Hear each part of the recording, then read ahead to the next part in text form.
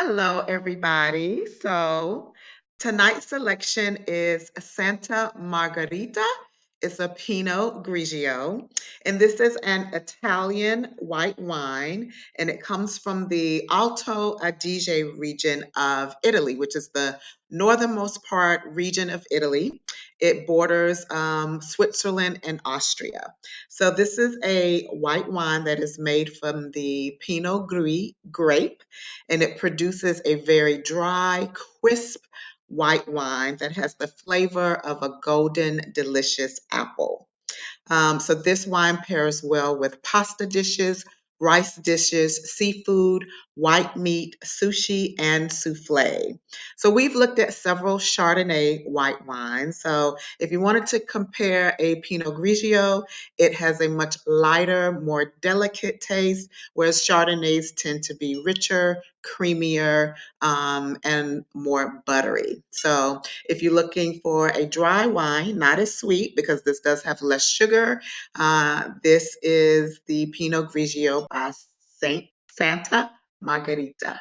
So cheers. Enjoy the show.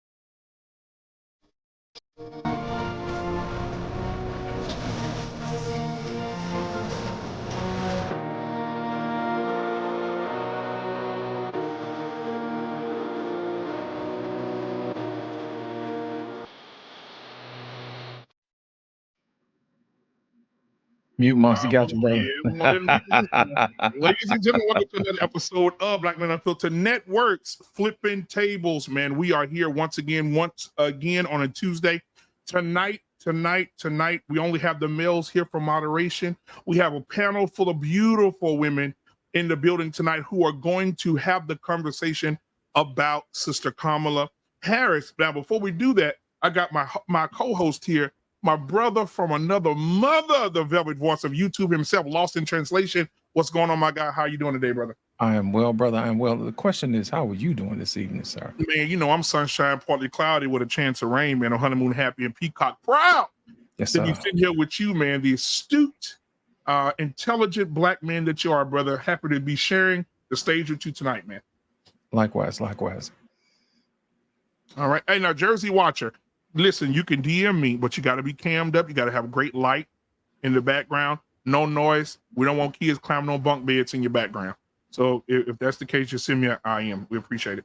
All right, guys. So who do we have in the chat tonight, man? Go ahead, Lost in Translation, and talk to me. Well, first up, we got Embrace the Grace. Yes, indeed. Followed by the one and only Take Heed to the Message. We also have Smitty Corner in the building. We also have the lovely Melania in the house, A-Team in the building. You also have Katalia, and we also have Green Beans in the building, followed by Anissa, of course, Lana S. Who else we got? We got King Libra in the building, and James. Damn. James. Of course, you know we got Boss Man in the house. We also have Jersey Watcher in the house. You understand what I'm saying? And who else do we have? I think that is going to... Wait a minute. We got Boss Man in the building. I forgot. And we also got the distinguished professor in the building. It's always a pleasure. What's up? Why? That's right. We also got Diggs, by the way. That's right. Trayvon Diggs in the building. And who else do we have? Jersey Watcher. I think that is it. I mean, I don't want to make sure we leave nobody out. We got Josh in the building. Yep, that's it. We got quite a few people here tonight, man. Yes, we do, man. The audience will keep going. Listen, guys, while you're watching, hit the like button, hit the subscribe button, also hit the share button, share with somebody. If you feel like the show is great, send a Cash App. You'll see the Cash App scrolling at the bottom of the screen in a few seconds. Hit the Cash App. Also, you can do a super chat as well, or you become a member of the channel, okay? All right, make sure that everybody that comes on this panel tonight, that we also subscribe to their channels as well. Lost in Translation has a channel that you guys need to subscribe to as well. So please go over and subscribe to his channel as well, and also the people that are here tonight. So we want to support them in their shows and everything that they do as well. The rising tide, as I always say, raises all ships. We support each other here. All right. So I want to start bringing up people, man. Listen, I'm excited about these ladies tonight to have this conversation. So I want to start up with the person that has two people on camera. Okay, y'all know the beautiful, the enchanting, the lovely, our sister from another mister, Miss Jenny. Hello, everyone. Good evening. What's going on? Good to see you, sis. Good to see you. All right, Good evening. Now today she had a game show. Listen, she's going to give Jeopardy, and she's going to give Wheel of Fortune a run for their damn money. She's coming. She's going to blow up.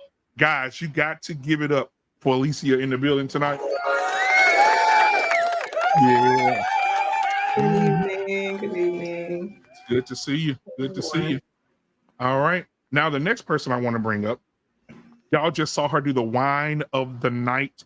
You want to make sure you're calm, that you get what you need tonight so you can enjoy the conversation. Y'all give it up for Anissa. She's in the building tonight. Hello, everybody. All right. Let's see what we got next. Y'all know what? On Monday nights, this woman has a show on this very network called Monday Mayhem. If you don't know who that is, you already know. Listen, I'm just gonna let her speak for herself. Embrace the Graces in the building tonight. Hi, ladies. Hi, kings. How are you today? Good evening. All right. All right. So next up, come on. Now I want to bring up. I was speaking to her. We spoke about, about last year maybe, and I told her I was going to bring her on when we have the women leadership conversation, and she agreed to come on. So I am happy that she's here. This is her first time here on the BMU network. So let's give it up for Miss KB Burks is in the building. Hello, everyone. Good evening. All right. Good evening. Now, Lord have mercy. The last but not least, my sister from another mister. If you make her mad, you get a blister. Give it up for Take Heed to the doggone message in the building tonight. Good to see you.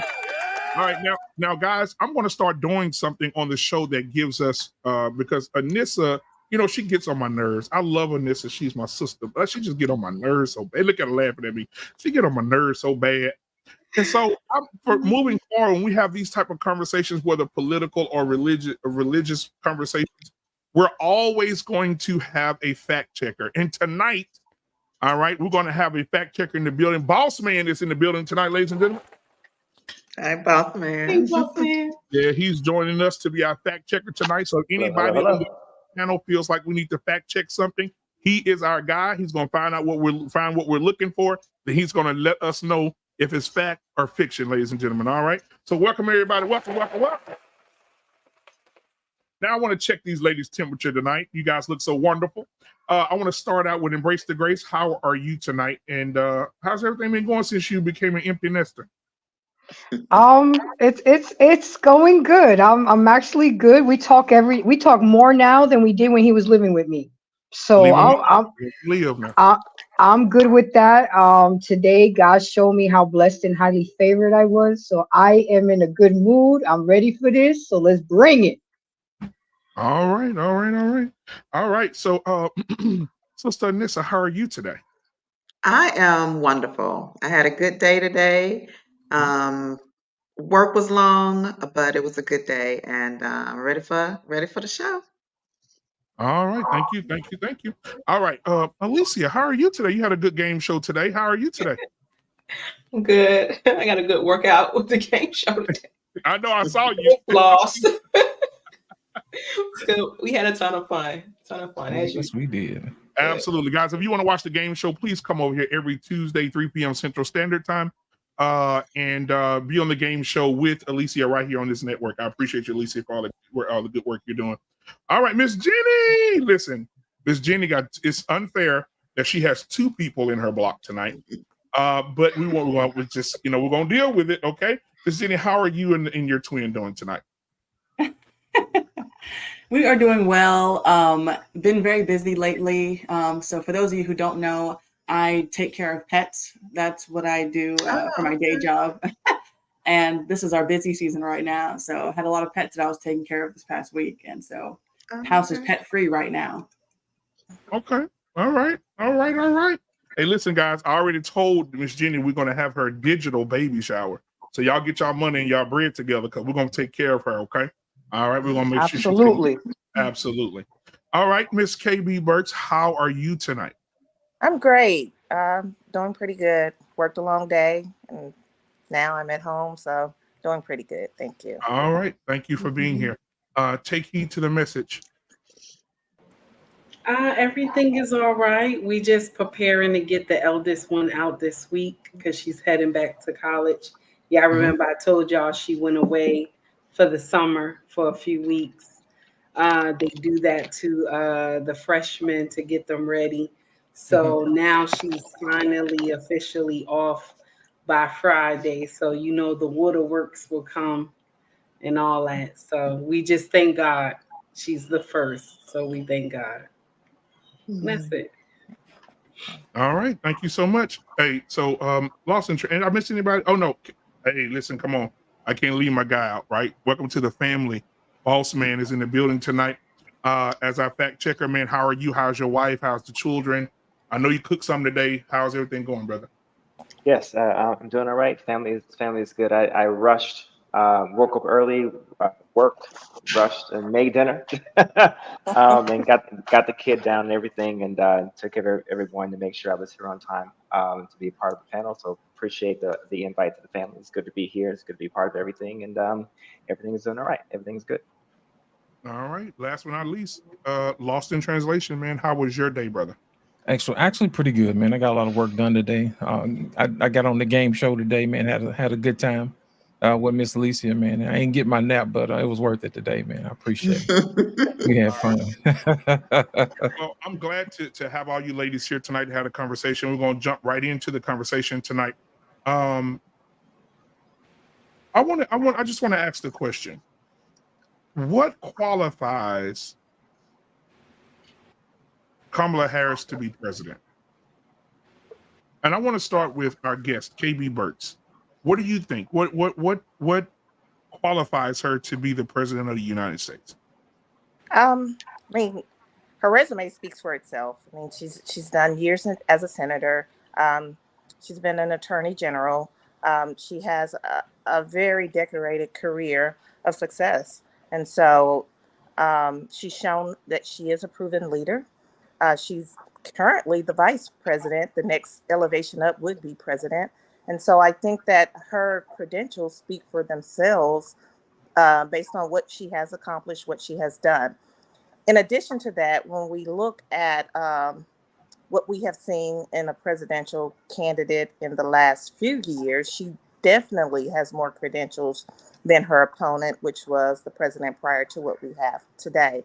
And so we could drill down a little bit further into her credentials, but I think her credentials speak for themselves as to what it is that qualifies her to be the president of the United States of America.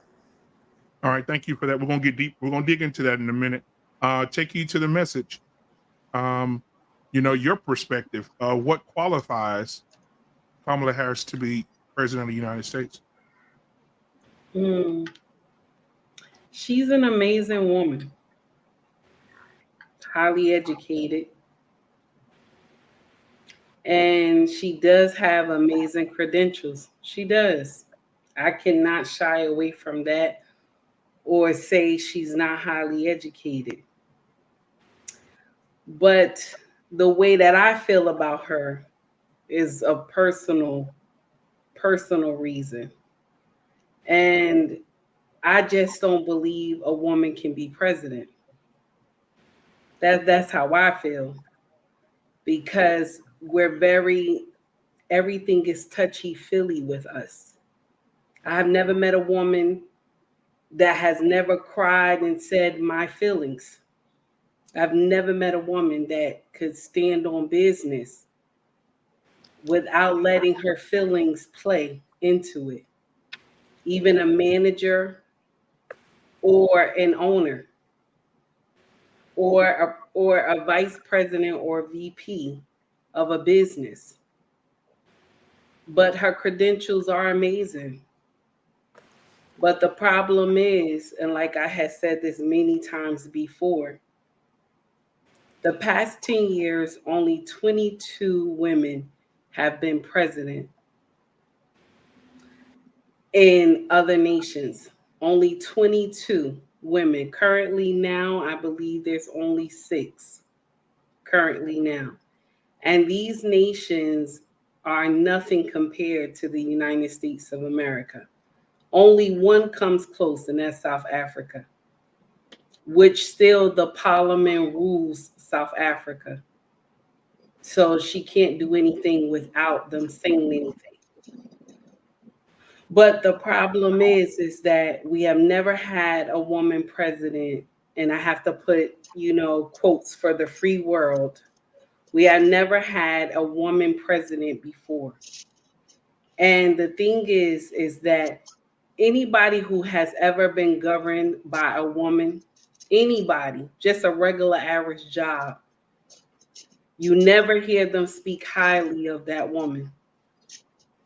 And you're telling me that this said woman can go and battle it out with other men of powerful nations. I just don't see it, because when we get out here and we see her running away from debates, I have a problem with that. And that's just my take on it. Okay. All right. Thank you so much, Takeda. I appreciate that. Embrace the grace. Give us your perspective on why do you think that Kamala Harris is qualified? Well, first of all, I want to tell you that I don't think she's qualified. Just because she's highly educated and she has good credentials, that doesn't make you qualified for the position. I mean, at least we can say that Trump has been president. She hasn't. Furthermore, you can be smart and have all this degree and intellect, but you can still be an airhead at the same time and lack common sense. You may have book smarts, but you don't have common sense. And when she specifically said that she is not going to do anything for the Black people, and now she claims that she's Black when we all know that she's not, she's grasping for straws. You know, just stand on who you are and what you are, and let us decide afterwards. Perfect example. Yesterday was the 1-year anniversary of 13 Afghanistan soldiers that died under the Biden administration. Where were they? But Trump was at Arlington Cemetery honoring those soldiers. He doing the job already, and he ain't even in the position. So with that being said, Democrats have been running this country 12 years out of 16 years, and they ain't done shit, said shit. So I don't think that she's qualified. I don't think because somebody's highly educated and has credentials that makes them qualified. And furthermore, she didn't really do too well with the melanated community when it came to her district attorney. She just put people in jail, and she had to be forced to bring out evidence 5 hours before somebody was going to be put down. So with that being said, I digress. My mic is muted. All right, thank you so much. Anissa, what are your thoughts? I definitely think she's capable. I definitely think that she is smart enough. I agree with Ms. Burks. Her resume speaks for itself. She has served in a lot of capacities. She has been an attorney. She's been a district attorney. She's been an attorney general. She served in the Senate, and she served as vice president. So she has served the country. She has served people in a number of ways. So I think that she's definitely capable. I do understand that where she would have a man problem, as how men would see her and how men will relate to her. But I don't think that takes away from her ability and to say that she's not capable of doing the job. All right, Alicia, what do you think? What are your thoughts? Hello. Can you all hear me well? Yes. Okay. Well, I'm gonna start by saying that I don't really follow politics. They follow politics. So I'm just speaking on from the point of just being a woman. Most women, and we can just look through our history, most women just aren't capable to have the logic for a position such as that. Just as the way we're designed, it's possible, but it's rare. It's rare. There are the Nzingas and the Hatshepsuts, but it's rare. If she's that 1 or 2% woman, then she may do a good job. But based on what I've heard, because I don't follow politics, but based on what I've heard, it doesn't seem like she's a good fit. All right. Now, before we move on to Miss Jenny, our second fact checker is here, and I want to make sure that I bring him up, introduce him as well. He ran a little late tonight. But ladies and gentlemen, put your hands together for the angry man. He's in the building tonight, ladies and gentlemen. Oh, no. Good to see you, angry man. Good to see you, my brother. All right, it's going to be good. This is going to be good. Yeah. Miss Jenny, what are your thoughts? What makes Kamala Harris qualified to be president of the United States? Well, I believe that anybody who rises to the position of being the president probably has to worship the devil. So, because I believe that she probably does that and probably, is linked up with all the powers that be and the Illuminati and all that, that would be her only qualification. But other than that, then she's absolutely not qualified. And since, in the title, it says what Bible, the King James Bible, and the King James Bible says in 1 Timothy 2:12 that I suffer not a woman to teach, nor to usurp authority over the man, but to be in silence. And so I don't believe in women in leadership, whether that be the president or if that be the head fry cook at Denny's. I just don't think that's their place. And so I think that, Trump definitely has his problems. I don't think he's perfect either. But I would never, under any circumstances, vote for any woman for president, let alone Kamala Harris, who has a bloodlust for the unborn, which is one of her biggest problems as far as I'm concerned as well. Oh, and with you being pregnant, saying that says Ooh, that's ringing true right now. We ain't got started yet now. We ain't got started yet now. Lost in Translation as the co-host of tonight. Then we're going to get into our fact checkers over here. But Lost in Translation, what are your thoughts? Well, I'm gonna remain neutral today because I don't want to taint the conversation. Y'all already know how I feel about it, and I feel like I would just I would take away from the experience tonight. So I'm going to yield my mic back to the team and leave it at that. So I'm gonna go ahead and just throw the rules out there. You know, we can all sing together, but we can't talk together. So one mic at a time. When it's your time, we'll let you talk. And then when you want to rebuttal, just let us know. Raise your hand so we can do it. So we can make sure we keep everything clean. Okay. Absolutely. Appreciate that, my brother. So I want to go to the fact checkers here. Boss Man and Angry Man, you guys heard the voices of the ladies say that what makes her qualified and or what does not make her qualified. What says you, Boss Man? And then Angry Man, you come up last. But Boss Man, what do you say as far as that? Is she qualified to be president? If you take just what she has done, positions that she's held, and if you just were to just take gender apart from it, gender aside, and if you were to look at the same things you would look at from a man's perspective, then sure. If you were to look at what she's done all the way up until this point, as far as what she's done at her state level, what she's done in the Senate, and what she's done as a vice president thus far, carry that over to a man, sure.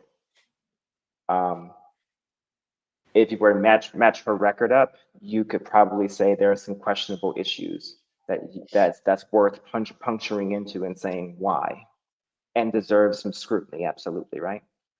But just on the merit, sure. Add in a little bit of gender in there, and you then start having some questions, of course, from depending on which lens you look at. But just on the merit of what she has done and her pedigree and resume, like a man would, even one-on-one, sure. All right. And our other fact checker tonight, who's coming in with the facts, Angry Man. I know you're voting for Kamala, but what makes her qualified to be president of the United States? She's not qualified. Okay, at can all. you elaborate on And that? I'm trying to figure out what this fantastic record is that y'all keep talking about. She doesn't have a fantastic record. She literally screwed her way to every position she has. What record? What, the record of locking up countless black men in California and then holding them past their release date for free labor? Sending a man to death row who was innocent? What's her record? Locking up parents for their children's truancy and laughing about it, and utilizing the same prosecutors that prosecute murderers to go after those parents? Well, if you were literally, now hold on, before you even do that, let me finish, because I know how Negroes are so susceptible to brainwashing, because they're literally on the internet right now scrubbing the internet of her actual record,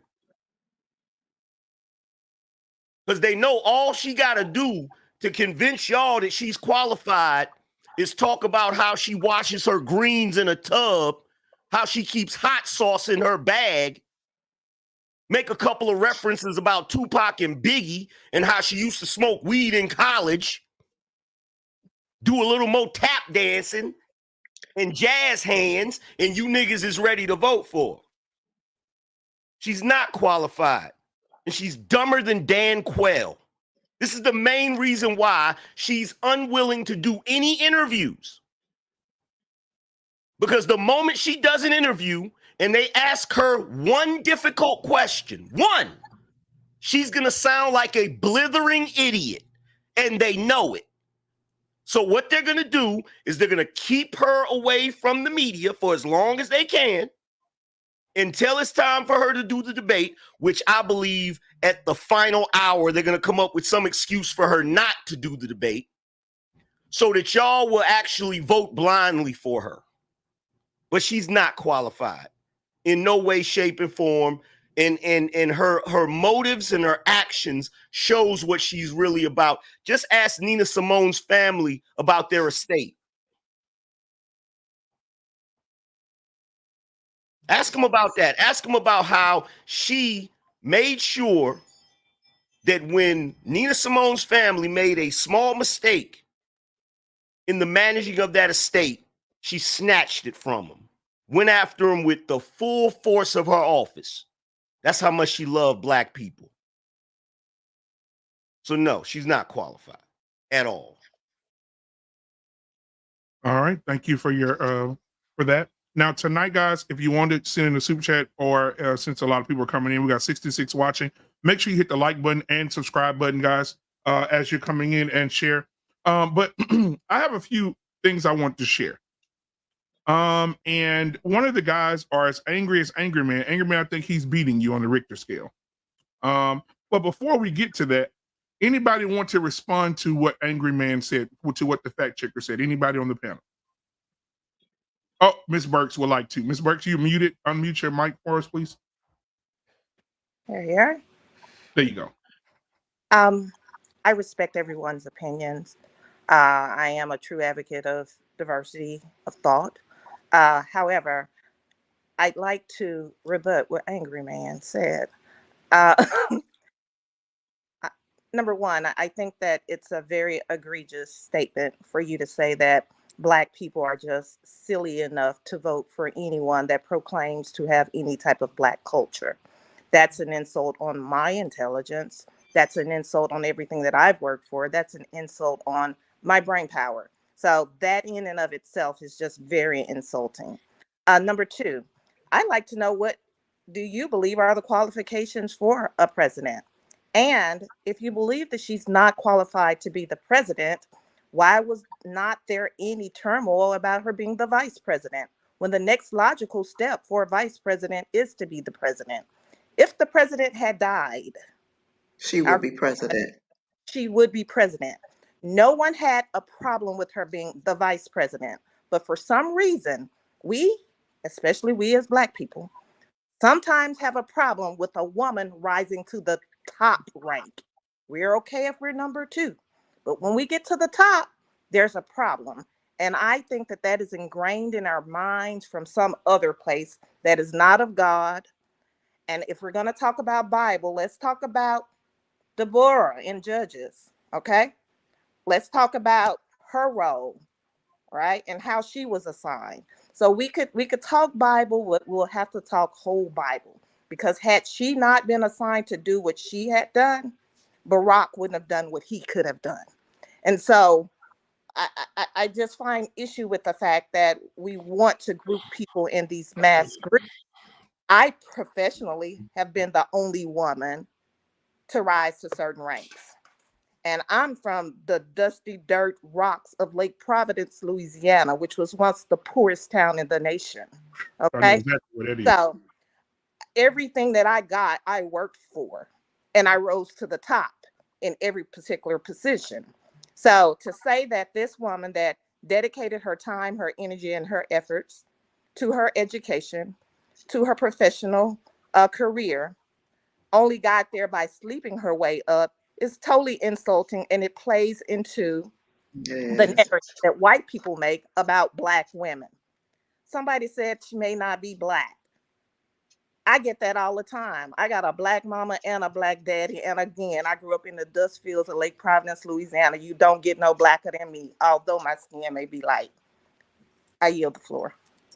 I want to say this real quick. Now, tonight we have the women tonight with two fact checkers, which are men. Part two of this will be Tuesday, next Tuesday night, where we'll have all men and two women fact checkers. So to the guys that are here tonight, I didn't know you guys were guys because I couldn't see you from the chat. But Jersey Watcher, I definitely would like you to be a part of that show next Tuesday, as well as Sam. You guys send me an email. Well, I already got yours, Jersey. But Sam, send me an email at blackmenunfiltered@gmail.com, and I'll definitely have you and Jersey Watcher on the show. Okay. All right. I appreciate you guys, man. Thank you for being here. I really do appreciate you. So I want to play something here. Angry Man, this guy here is more upset than you are. I don't get to rebut what she said. Oh, I'm sorry, sir. Would you like to rebut? Go ahead. I apologize. Go ahead. Oh, okay. I'm gonna try to remember everything she said because I have ADHD. But first of all, you're a hypocrite. Because the first thing you did is you pointed out that I said black people vote just because somebody's black, which has already been proven. That's already been proven. This is not a mystery. And I'm not a white man, so that doesn't work on me. I know what niggas do all day, every day. Okay. But then you turned around and you did the same thing. You insulted my intelligence by trying to say that the reason I don't want to vote for her is because she's a woman. I don't care if she's a woman. She's not qualified. And I listed the reasons why. Because what is she running on? What's her policy? She's running on identity politics. And her identity politics suck. Now, even though she may have the same complexion as you, that don't make her black. And the reason it don't make her black is because her mother is most certainly Indian. Her father is Indian, Jamaican, and Irish. And he classifies himself as a Caucasian. Not to mention the fact that her grandfather or great-grandfather was one of the biggest slave owners in Jamaica. This is all historical fact. This is not my opinion. Okay? And to bring up Barack Obama, that's laughable. Okay? Because right before Barack Obama got in office, September 18th of 2018, the deficit was $80 billion. That's how much the country owed. $80 billion, right? By the time Donald Trump got into office, January 20th of 2017, the deficit was then $4.5 trillion. There is no president in this country that has literally destroyed the birthright of our children than Barack Obama. So I don't want to hear about Barack Obama. Okay? He's horrible too. And as far as Kamala being picked to be the vice president, she was picked to be the vice president because everybody knows that Joe Biden is an old school racist. All right? They picked her to balance out the ticket. But trust and believe, they were never going to allow her to be president if something happened to Joe Biden, which is the main reason they kept wheeling him out there like Weekend at Bernie's. Because if she was really qualified to be president, they would have been 25th Amendment his behind and got him up out of there because it's obvious he was not fit to be president. Now, as far as her being qualified to be president, right? No, she was never qualified to be president just because she was vice president. Saying that would be like saying that Dan Quayle was qualified to be president, which is totally ridiculous, okay? Now, as far as her qualifications, if you go and look at her schedule as vice president, the vast majority of the time for the term, it was empty. She literally did nothing. The only thing she was charged with was to do something down at the border and be border czar, which they're trying to get rid of now, pretend like that never existed. And she did absolutely nothing. And how do I know her schedule was empty? Because I went and looked at it every day. I literally went and looked at it every day. Why? Because I follow politics. I pay attention to who's running the country or supposedly running the country and what's going on. And I'm telling you right now, y'all can keep playing these identity politic games if you want to. If Kamala Harris becomes president, you better be getting your passport. You better be finding another country to live in because we're going to have some real problems. All right. Now, appreciate that. Now, again, Sam, thank you for being here. Jersey Watcher, thank you. I see you guys in the back.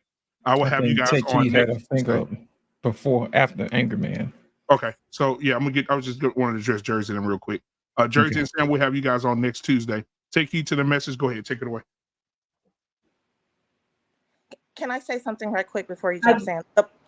The Barack that I was referring to was not Barack Obama. I think you Oh, my misunderstood. bad.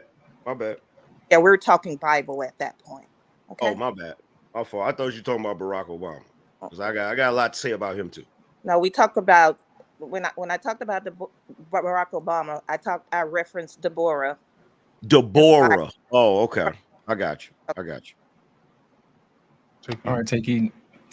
So a lot of things that we hear right now on the panel is it's amazing how the truth can just come out and just be in full display. And I love that. This is one thing that I truly love. But we can't take away the fact that this woman she still has the position she has held. She still had held these positions. Now, no matter how she got them, she still held these positions. Now, I'll tell you this. Only how she has made it to be VP is because we all know Biden need a woman of color to be in here. All the news machines were running that. He needed to pick a woman of color. So he had to go with her. She was the most qualified on paper. He had to go with her. Now, check this out. We had no choice but to take her because he picked her. It wasn't that we wanted to take her. He picked her. We had to take her. And then on top of that, it was C-19 going on. Everybody was terrified. The truth will always remain. Biden should not have gotten picked either, because the way he disrespected us in 88 and in 94. This is the whole truth. If we want to sit up here and tell it, Bernie Sanders should have been the president. But he's not in the cool kids club. So he didn't make it. Biden should not have been president, and she good and hell well should have not been VP in the first place. And only why this color politics has come into play is because of her. First of all, Black people have been voting white folk in the White House for God knows how long. We don't care what color you are. And this is the sad part that Black people don't want to realize. Long as you could do a two-step, let's talk about it, and say you put hot sauce on everything, Black people gonna vote for you. Long as you can make some type of adjustment, acting like you Black a little bit, you gonna get voted in.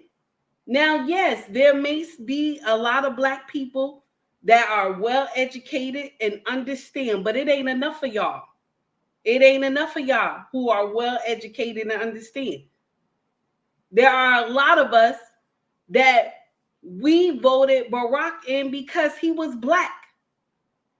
If you ask a handful of Black people, why did you vote for Barack? They will not say it's because of what he done or what he was. They ain't gonna say none of that. They gonna say they voted for Barack because he was Black. If you ask people why did they vote for Clinton, they gonna say because he played that saxophone on Arsenio Hall, and that's why I voted for him.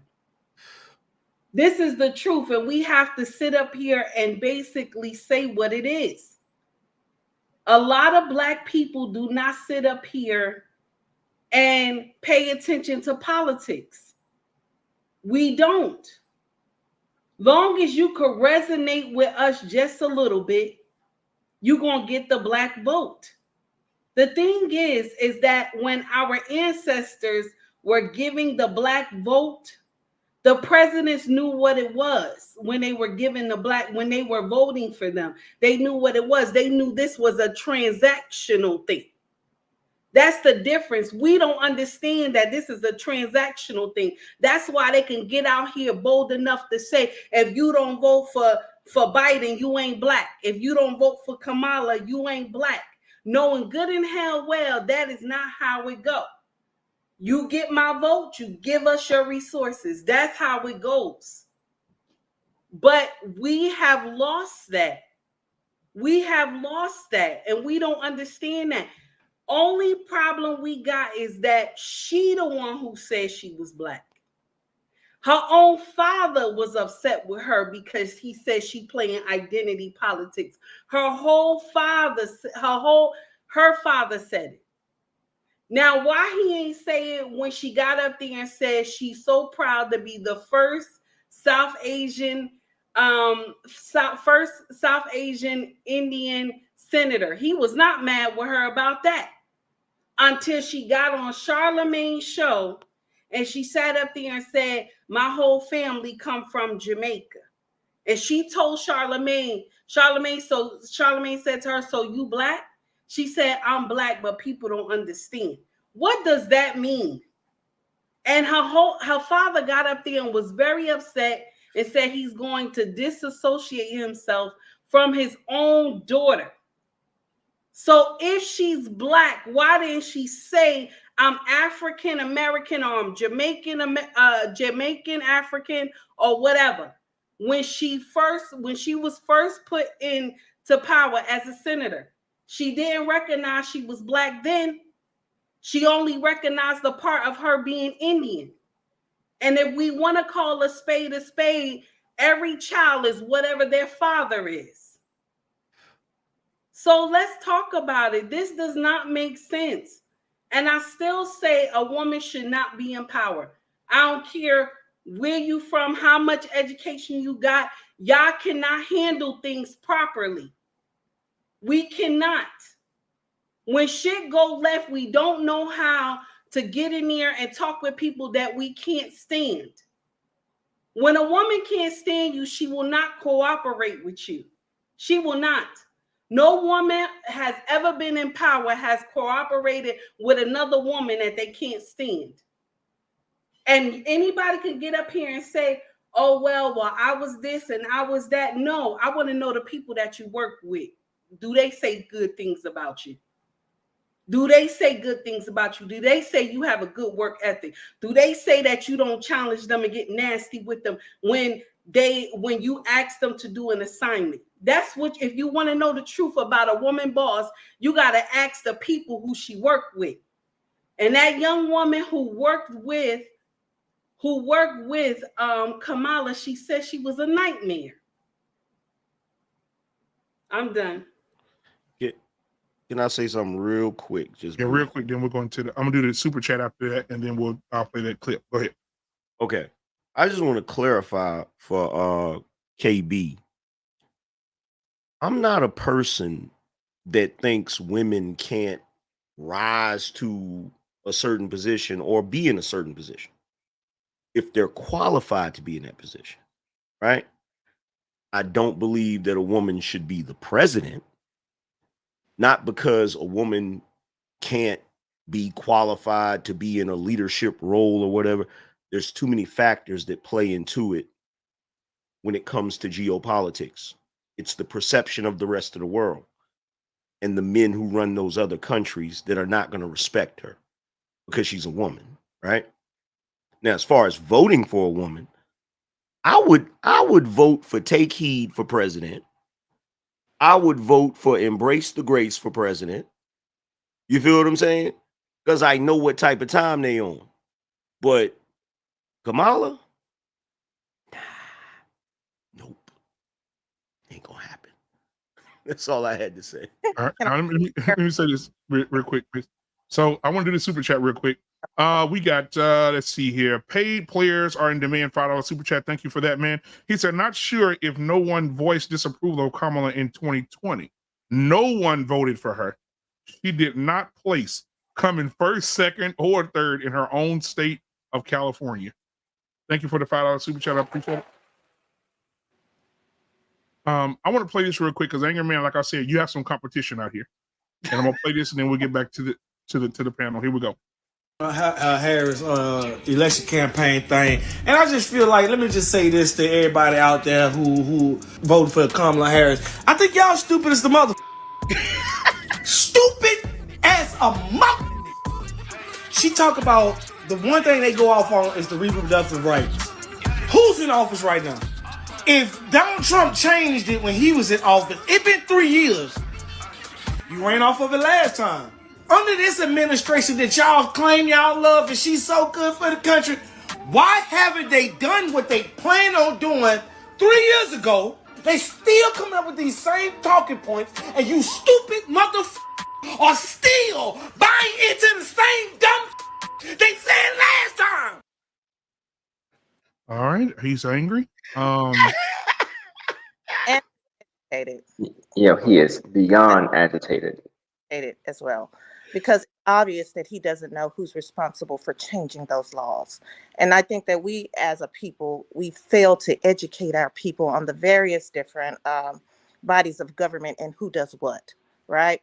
And so that could not have happened had not the justices been appointed that would have voted on it. And so until we could change the landscape of the justices, we can't reverse it. And that's one of our downfalls, I think, as a culture, is that we don't know who does what. And so we think that the president has all of this power, but they don't have that much power. They have to have a Congress to vote with them or against them to pass laws. They are not autonomous in everything that they do. And so when you have a person that's ranting like that about something that they could not change, it's really disheartening. Well, he's frustrated as a Black man because, number one, the Democratic Party ostracizes and alienates Black men. It talks down to Black men. It tells Black men no voting, no vucking. It gives Black men strip club advertisements and threatens Black men that if they don't vote, their women won't date them. It's ridiculous. And as far as changing the landscape of the Supreme Court, right now the Supreme Court is conservative leaning. If it was liberal leaning, we would have already lost our freedom of speech, and we would have already lost our Second Amendment rights when it comes to bearing arms. And this is not conjecture. This is not me pretending. This is cases that were actually decided. In fact, one case where Clarence Thomas was the deciding vote. If he hadn't been the deciding vote in favor of the Second Amendment, we would have already lost our Second Amendment rights. I'm in full agreement with that statement, what you said. But what that guy said was wrong. What you said. Yeah, he's upset. He's mad and he's venting. Not only is he mad, he's misinformed.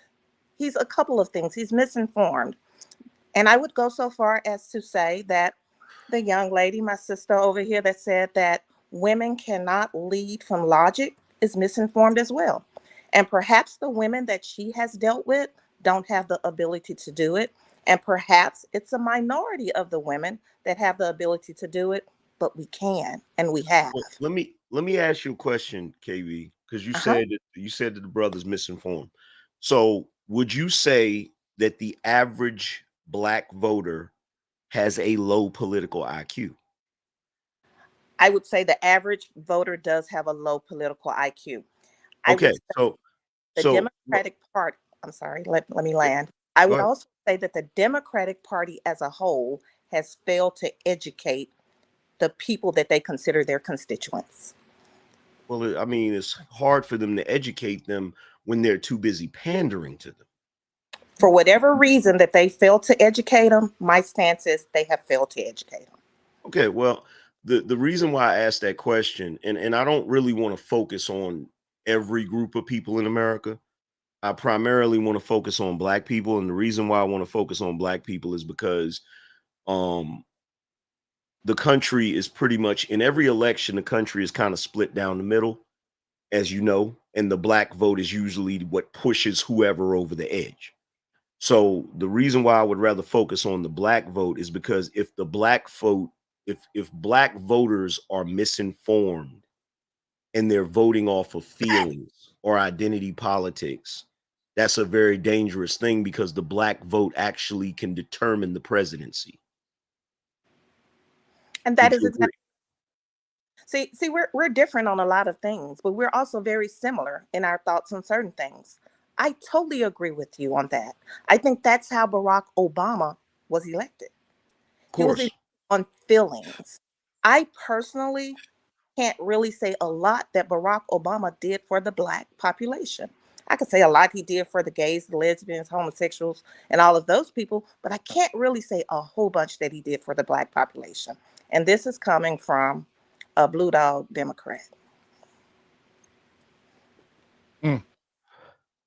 So let's get some other people in here. So Anissa, what are your thoughts so far on what you've been hearing between KB, Take Heed, Angry Man so far? What are your thoughts?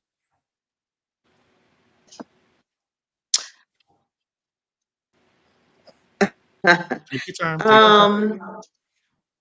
I mean, I agree with some of the things that are being said. I disagree with some other things. I think that a lot of time we speak from our perspective, and we might speak from our perspective based on the women that we saw growing up, or who our mothers were, or the women that we're surrounded with, and it makes you extrapolate that that's how all women are, which I think is incorrect.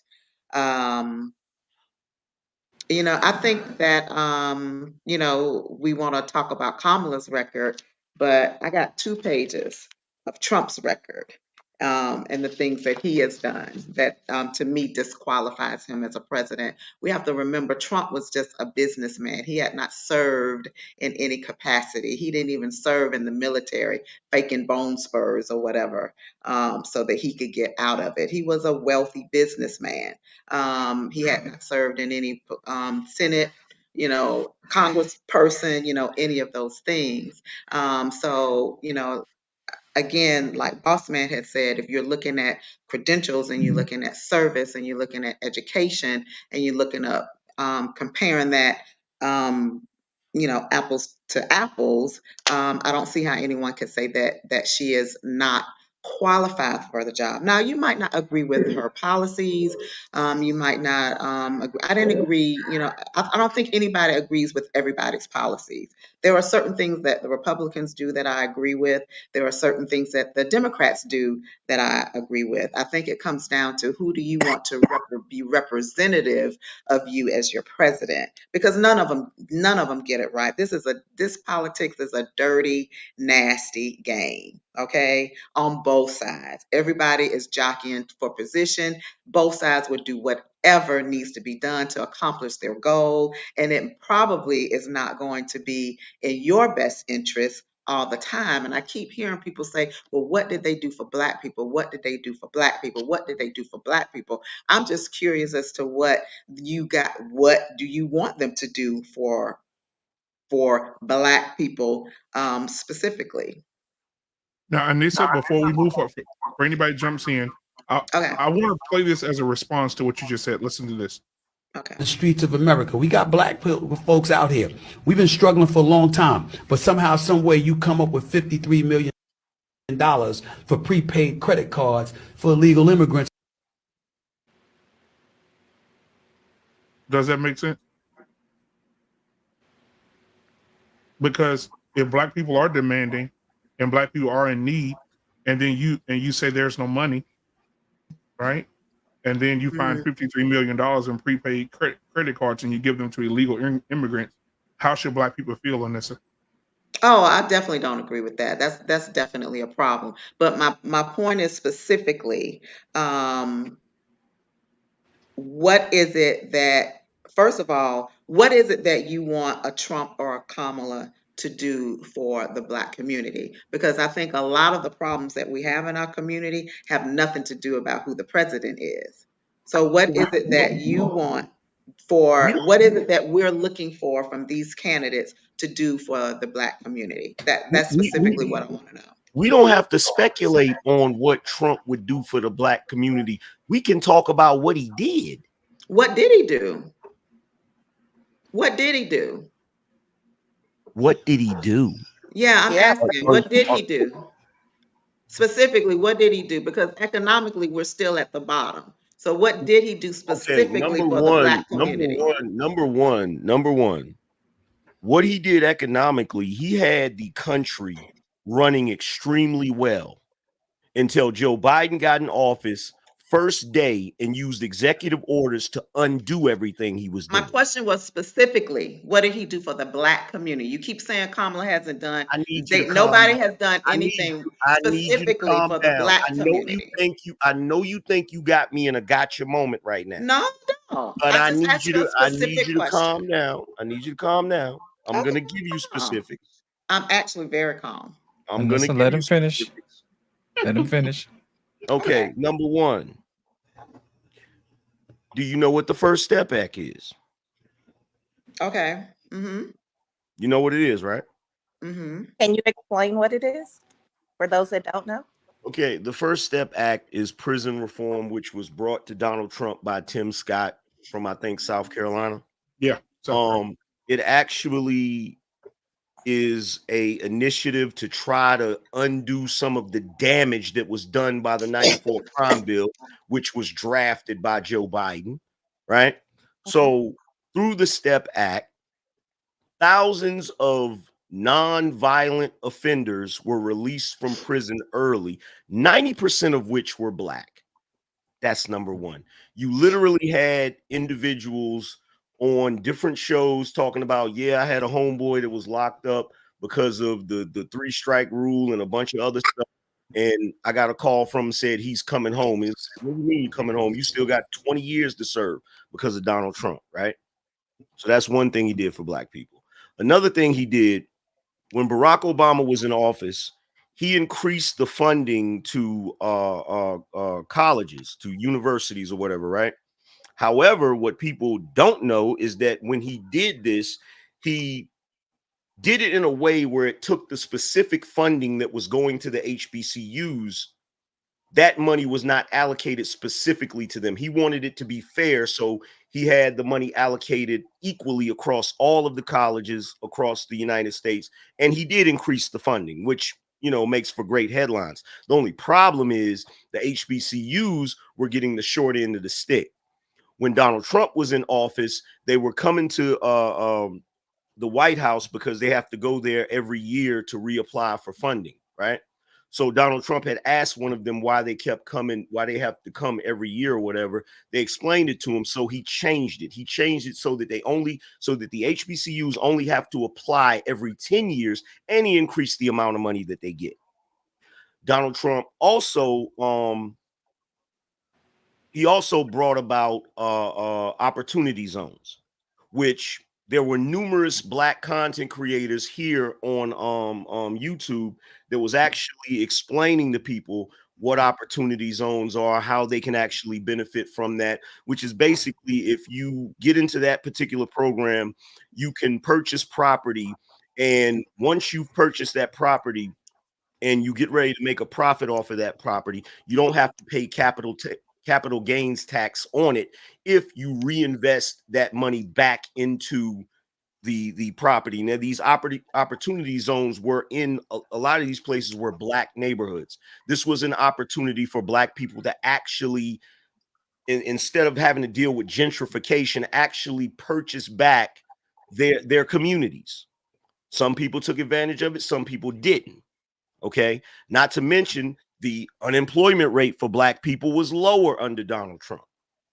There are numerous things that he did that benefited Black people directly, not to mention the fact that when it was time for re-election, he had already drafted the Platinum Plan. The Platinum Plan had tangibles and specifics that he had already pledged that he would put 500 million or something like that in funding into the Black community. This is around the time Ice Cube came out with his contract with Black America, right? Which Joe Biden said they wouldn't even have a conversation with him until they were elected. Donald Trump actually sat down with him before the election, okay? There are tangibles that Donald Trump was willing to do for Black people. There were things he did for Black people, not to mention the countless Black people that he actually pardoned. So he did a lot for Black people. He did more than most of the presidents that came before him. Definitely did more than Barack did. Now, Angry Man, before we move forward, because I'm just gonna play these clips in between things y'all making points about.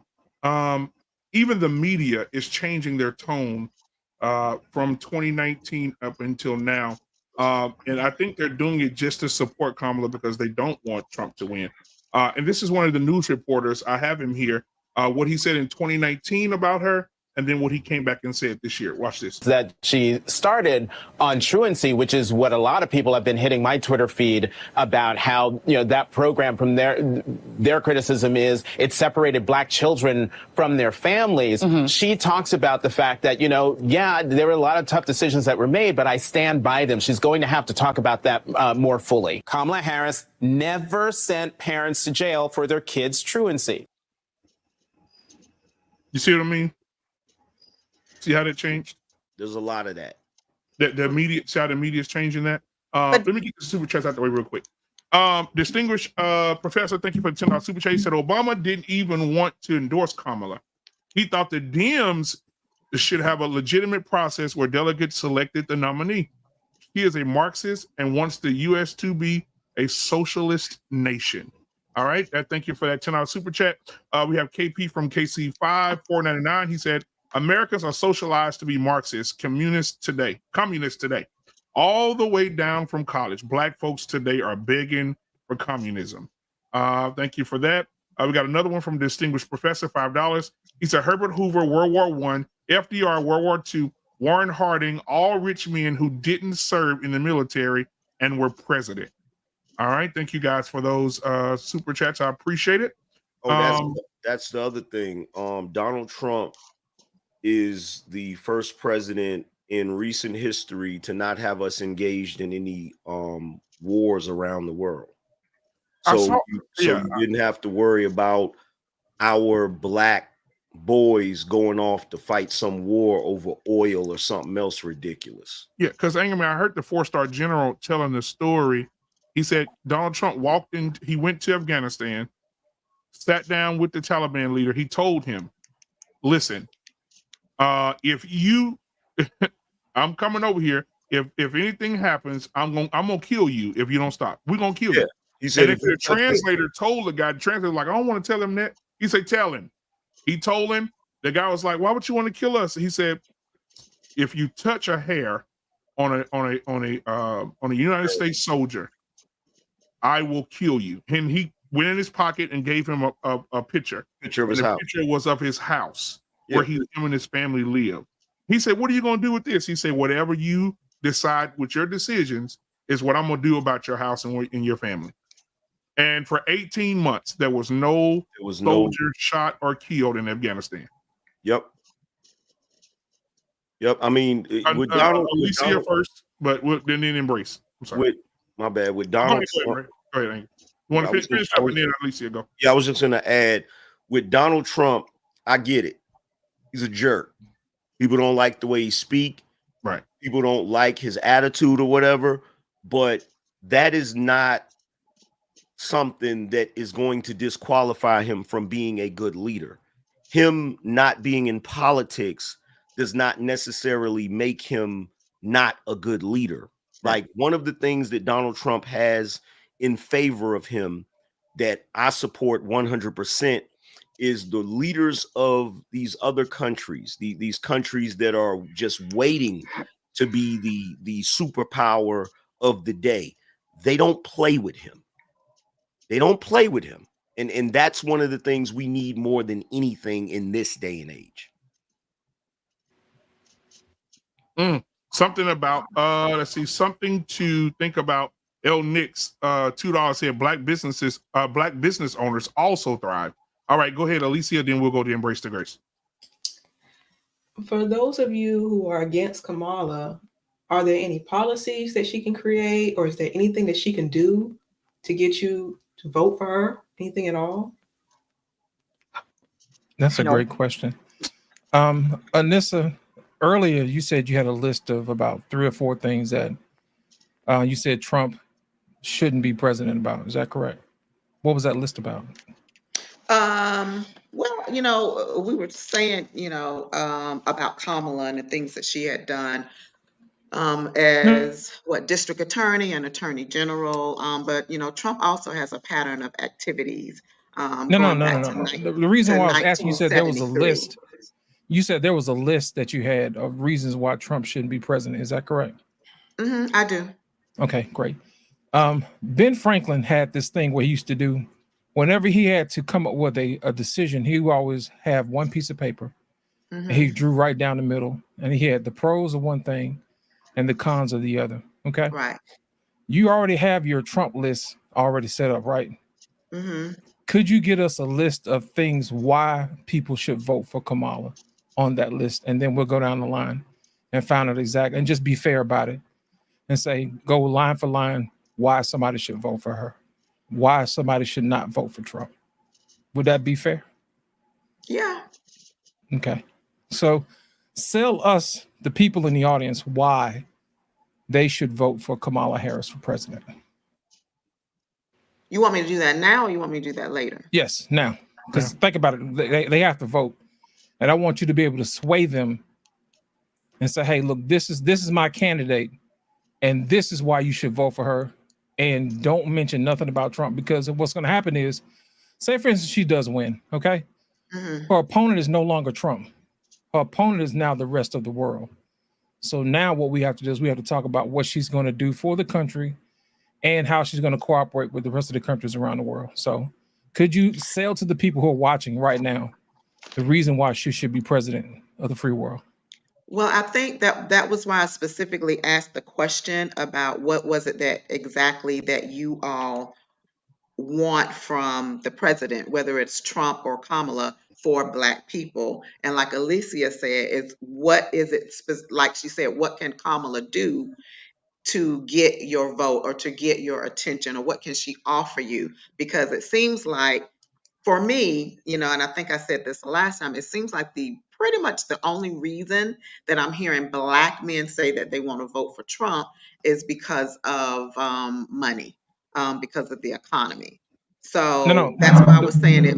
That's why I asked the question specifically. What is it that specifically Black men? What is it that you want? What is it that you want that you feel like that you're not getting from either candidate? No, I don't think I was clear about the question that I asked.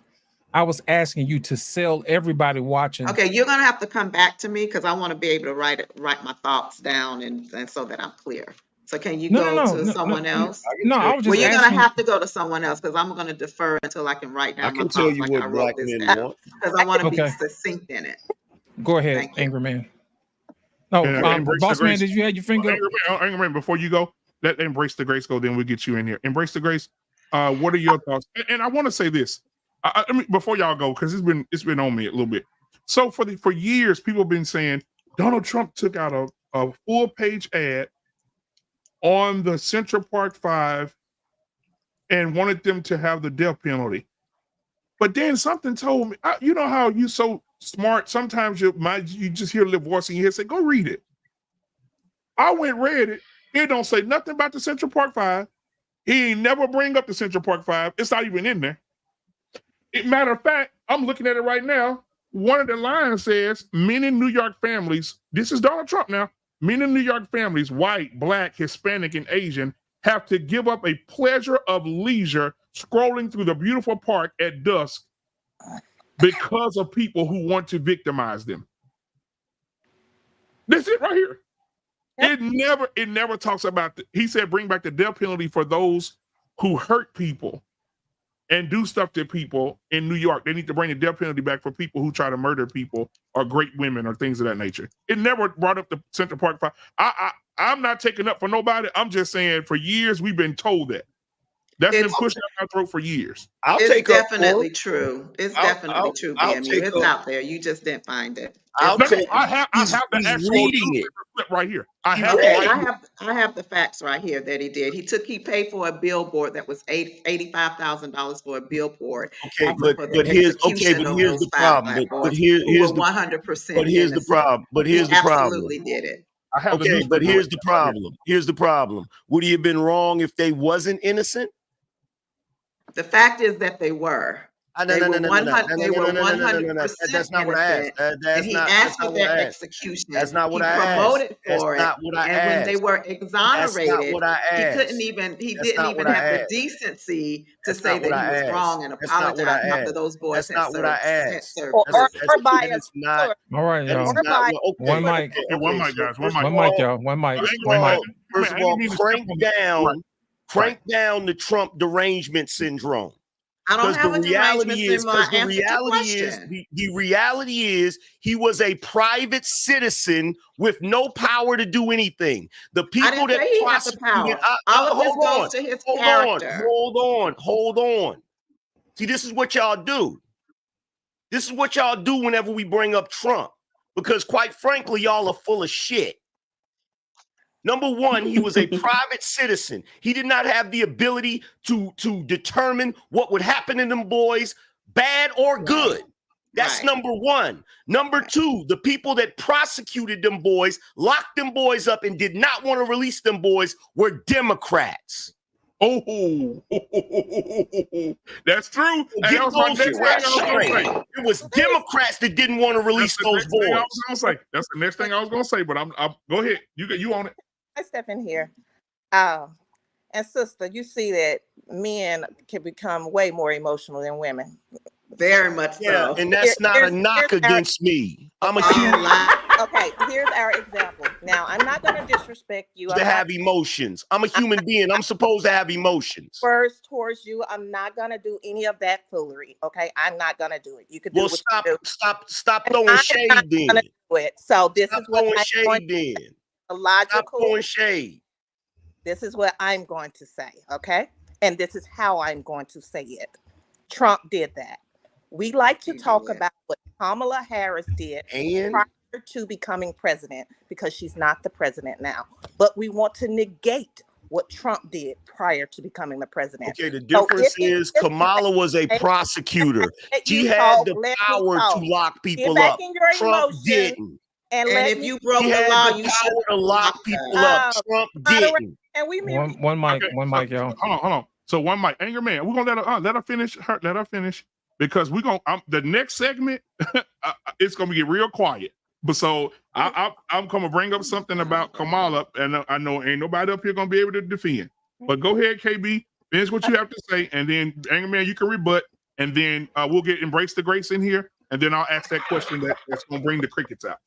Gotcha. I'm going to level set by this. It's very important that we respect one another and that we understand that there are differences of opinions without insulting one another. Okay. And the common theme here was that women were emotional and women were hypersensitive. That's been shown not to be the truth from this subset of people here. The sample here shows that the man is the most emotional and the most illogical. And I'm going to say that and stand on it. With that being said, Donald Trump did buy it. That's a fact. Okay. If we're going to hold Kamala Harris to her character based on what she did prior to becoming the VP or the president, then we should also hold Donald Trump to that same standard of his character of what he did prior to becoming the president. We can't say, oh, he did that as a citizen. He did that as a multimillionaire. But what Kamala did speaks to her character. If character is what we're looking at, we have to look at character holistically for both people. And this is the same man that incited insurrection on our United States Capitol. That in and of itself is enough to say that he is immoral, unethical, and unworthy of holding that position ever again. Now, Ms. Burks, That's disingenuous. Hold on a second, Ms. Jenny. Burks, do you know, Ms. Burks, that in the Constitution and in the history of this country, that the people of this country have a right to have an insurrection against a country who is not doing anything for them. Did you know that? I can pull that up. That's facts. Okay, fine. If So that is insurrection. Hold on. So the insurrection on January the 6th, standard, people are. What did Martin Luther King say? if What did he that's say your about rioting? standard for It's the okay voice of the behavior, unheard. if that's Right? your standard for okay behavior, where people were killed and hurt really badly, okay, if that's our standard, then surely her sending somebody to jail because they failed to send their child to school is not worse than those killings and that major hurt and pain that Well, happened. hold on. Well, this So country has. character to character, Uh-huh. apples to apples on Okay. character. Okay. If that is going to be our standard, let's let it be our standard. So we're not going to talk about the Boston Tea Party. We're not going to talk about Civil War. We're not going to talk about World War I, World War II. We're not going to talk about all the blood on their hands from that, right? We're not going to talk about We're talking about Kamala versus Trump. Let me get back. If we're going to talk about all of that, we need to go back to the slave. Can I rebut, please? Yeah, go ahead and rebut because I need to get to embrace the grace. Okay, so first of all, KB, don't give us a lecture about insulting people. I will. I'm not finished. Now you're being emotional. Now you're being emotional. See, here's the thing: just because you say something in a calm manner doesn't mean you're not being emotional. Okay. Because part of emotionality is when you can't allow people to talk and you want to talk over them. So you're being emotional too. Oh, you've done that all night long? I certainly have. The only difference between me and you is I'll own it. So can I please finish what I'm saying? Everything that I said. Can I please finish what I'm saying, ma'am? I said One mic. Anger Man has the floor. Okay, so Ms. Burks, let Anger Man finish his point, and then we're gonna move on to something else. And then we finish your point, then we'll move on to something else. We'll move on to Embrace the Grace. Move on to something else. Go ahead. Okay, number one, just because you say something in a calm, rational manner does not mean you're not being insulting, and it does not mean that you're not being emotional. It's cute when y'all try to do that. And it's also cute when black women have the nerve to tell black men or try to shame black men when they show any level of emotion. I'm not a slave, ma'am. And I'm not. I am allowed to emote. I am allowed to have passion in my words about what I say. Now, as far as inciting an insurrection, or as what's his face said on the news, inciting an erection, number one, Trump gave that full speech, which I covered live. In no point in that speech did he incite anybody to do anything. He told them to be peaceful. Those people chose to go into the Capitol. And I don't know how you have an insurrection without any guns. Do you really think for yourself, or do you just repeat what you hear on MSNBC and CNN? For myself, Dr. That was not an insurrection, ma'am. An insurrection requires weapons. It's not an insurrection. Again, you have a right to your opinion. I have a right to mine. I don't like being cussed at. And yes, you are very emotional. And my point was, the young lady said that women. And I don't like being talked down to. Okay, well, stop talking down to others. No, you're talking down to me. You are truly an angry man. I sure am. Yeah, that's the name. We want to get Embrace the Grace in here. Embrace the Grace. And then we got Jenny. I'm also an intelligent man. With a lot of estrogen. No, with a lot of testosterone. See, that's the with a lot of testosterone. Okay, it's my turn. It's my turn. I'm done. I'm done with y'all right now. I have 3 things to say. I do agree that the melanated community IQ is low in politics, but do we blame others, or do we take accountability for ourselves? Are we supposed to be handed everything? How many of us really read? How many of us really do the research? So to blame that we're not being taught, it's y'all bad. That's a crutch that we have to own. Second, Trump was the only man that had fucking cojones and walked into the UN and told every country, fuck y'all, we ain't doing nothing for y'all anymore until you pay us our money. And unless you pay us our money, we are going to put sanctions and tariffs on your countries. Do you think Camilla can do that? Do you think Camilla would be taken seriously by other countries? No. I'm sorry. I'm a woman and I've been in a lot of roles of leadership, business owner, top management. But to run a country and have other men take her seriously at the table is not going to happen, ladies. We're not ready right now. We're too much in a discombobulation for a woman to come in. What's she going to do when she has her period? Is she not going to work for 4-7 days? Because she's an emotional. And third of all, I gotta back up my man, Angry Man, because that's my family. First of all, you see his name. It's fucking Angry Man. So obviously he's gonna be angry. He's gonna be passionate, and that's who he is. So if you know anything about him, you would understand that that's who the fuck he is. So Okay. I digress, and we got to respect who each other are. He's not the only person that can be angry. Yeah, but you shamed him. You insulted, you guilted, made him the need to be right. And you're a woman. You need to know your place when. You did it to me too. You did it to me as well.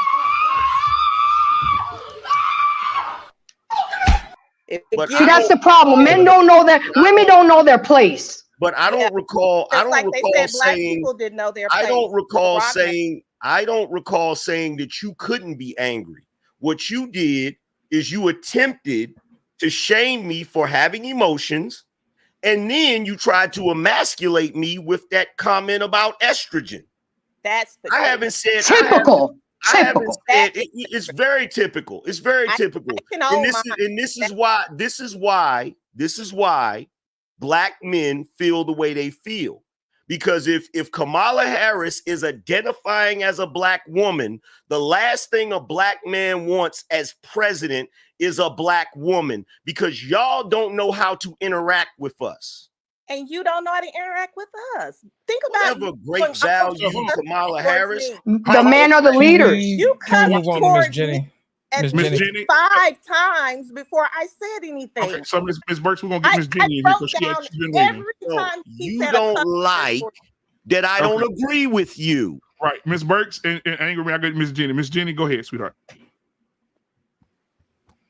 I just think that it's very disingenuous to continue to perpetuate this myth that Trump incited an insurrection when that has just been debunked time and time again, especially when Trump has actual flaws. Like, if we want to put their personal lives up for debate, and Trump has plenty of personal flaws that, Kamala doesn't have. As far as I know, Kamala's not divorced, and Trump is divorced 3 times. People don't think about that as being an issue anymore, but that's not good. He's supposed to be leading the country. He can't even lead his own home. So that's a legitimate criticism of Trump. But this whole thing about the insurrection, that's just nonsense. He never said that anyone should storm into the White House. And then, like Angry Man said, they didn't have guns. They were escorted in by the Capitol Police. And so, I mean, this idea of an insurrection is nonsense. And then even if it were, which it wasn't, but even if it were, this is America. The country was built on an insurrection. And so it's very non-patriotic to say that, when the government has gone completely rogue, which it has, that the civilians shouldn't fight back. But yeah, so at the end of the day, there's no need to make up stuff about either person, because they have enough stuff that actually did happen and that they actually have done that we can criticize them on. So that's what I wanted to say. With what's going on at the southern border, they're lucky the entire country hasn't started an insurrection. Like, there should literally be American citizens down there fighting to keep people out of this country. It's coming, Angry Man. It's coming. We gotta take heed. Go ahead. I agree with you on that. I want to say something to Grace. Baby, I'm so proud of you tonight. I don't know what's going on tonight, girl. I don't know what's going on. You hear me, girl? Nah, can't nobody mess with my Angry Man. Everybody knows how I feel about him. And every time somebody get with him in the chat or whatever, no. You know what? It's good to have a great support system. Grace, you already know how much I love you, baby. But girl, you should. I was gonna have to go in, but you should invite your people. Baby, go ahead. Come on, now put I already did it. So I'm quiet now. You know, already did it, baby girl. I love you. I just want to tell you that. That's all. Okay, so I want to say this. So to the people on the panel, by a show of hands, if you would say that you are a Christian. Okay. Now, and you guys And by show of hands, how many of you going to vote for Kamala on the panel that's a Christian? Mm-hmm. The reason that I brought that up is because how can we vote for a person if we're biblically sound? All right, Ms. Dr. Burks. If we're biblically sound, how can we vote for a woman whose main goals, her vice president that she's chosen, put tampons in boys' bathrooms? On the other hand, she is looking for same-sex marriage. Matter of fact, Michelle Obama had this to say. Our children for being who they are and loving who they love. Look, that doesn't make anybody's life better. Demonizing our children for being who they are and loving who they love. Look, that doesn't make anybody's life better. So children be loving anybody, right? And so the gay agenda, the abortion agenda, all of those things. How, as a Christian person, how are we able to go pull the lever for Kamala Harris when we know that those are some of her main objectives? Okay, so you have two candidates. In this situation, you have two candidates, and none of us follow all of the Christian principles. We know that. We all are with sin of some sort. Come on now. So you have two candidates, one that believes in homosexuality or whatever sexuality it is that you identify with, which is contrary to what the Bible says. Yeah. One that also believes in abortions, which is contrary to what the Bible says, or for a woman to have full control over the decisions that she makes with her body. If that's in vitro fertilization, if that's abortion, if that's adoption, but she has full control. Okay. Then you have Trump. One that has been accused of raping women. Accused. One grab them by the whatever. Okay. Allegedly. Okay. So now we have a sexual deviant, which is against the Bible as well. Sodom and Gomorrah type of craziness, right? One that has been let her finish. Okay. We have one that's been married however many times. Okay. Again. We have one that has not paid their taxes, which is a form of theft. Okay. So when you start looking at sin, you really have to walk a very fine line because we all are with it. Dr. Burke, can you show me in the Bible where it says it's a sin not to pay your taxes? I said that's a form of theft. He's stealing from the government. Okay, so hold on. So what does the Bible? Hold on. What does the Bible say about the birth of children? Doesn't the Bible say in Scripture that I know them before they were conceived? I know the life that they have. I know what's going to happen for them, to them. Doesn't God have provision for what children are? Yeah, I didn't disagree with that. Okay, hold on. So we're voting for a woman. We're voting for a woman who all her supporters. Did you hear? This is the most cringeworthy thing I've ever seen in my life.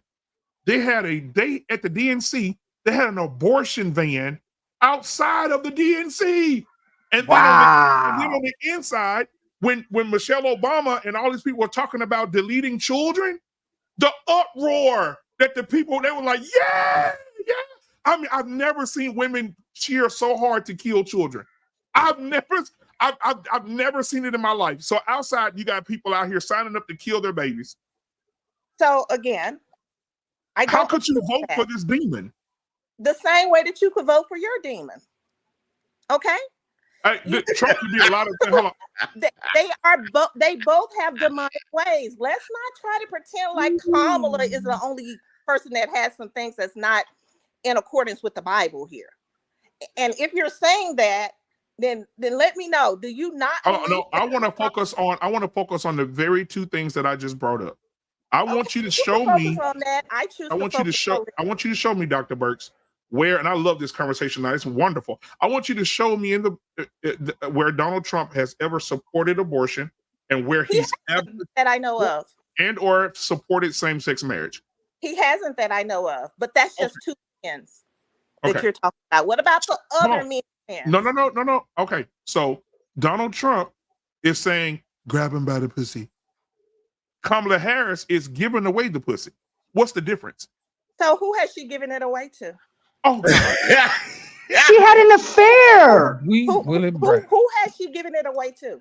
So hold on, can you tell? Hold Willie on. Brown. So Fact check. Willie Brown, yes, Willie Brown and his wife. Are they still together now, or is she dead? Because I know he's alive. But Willie Brown, his wife is still alive. And for Kamala, like you said, morals and values. If we're looking at morals and values, I can't believe we ran on this off. Morals and values that she was in public with a known married man kissing him in the mouth. Okay. No matter if they were separated or not, the man's still married. There's no divorce papers. I'm going somewhere with this. You got anybody else? Okay. No, hold on. Absolutely. Come on now. They nobody even know who Kamala was when Montel Williams was him. What I'm going to do is I'm going to walk down Trump's as well. Absolutely. Well, we all know Trump was out there. Come on now. That's not okay.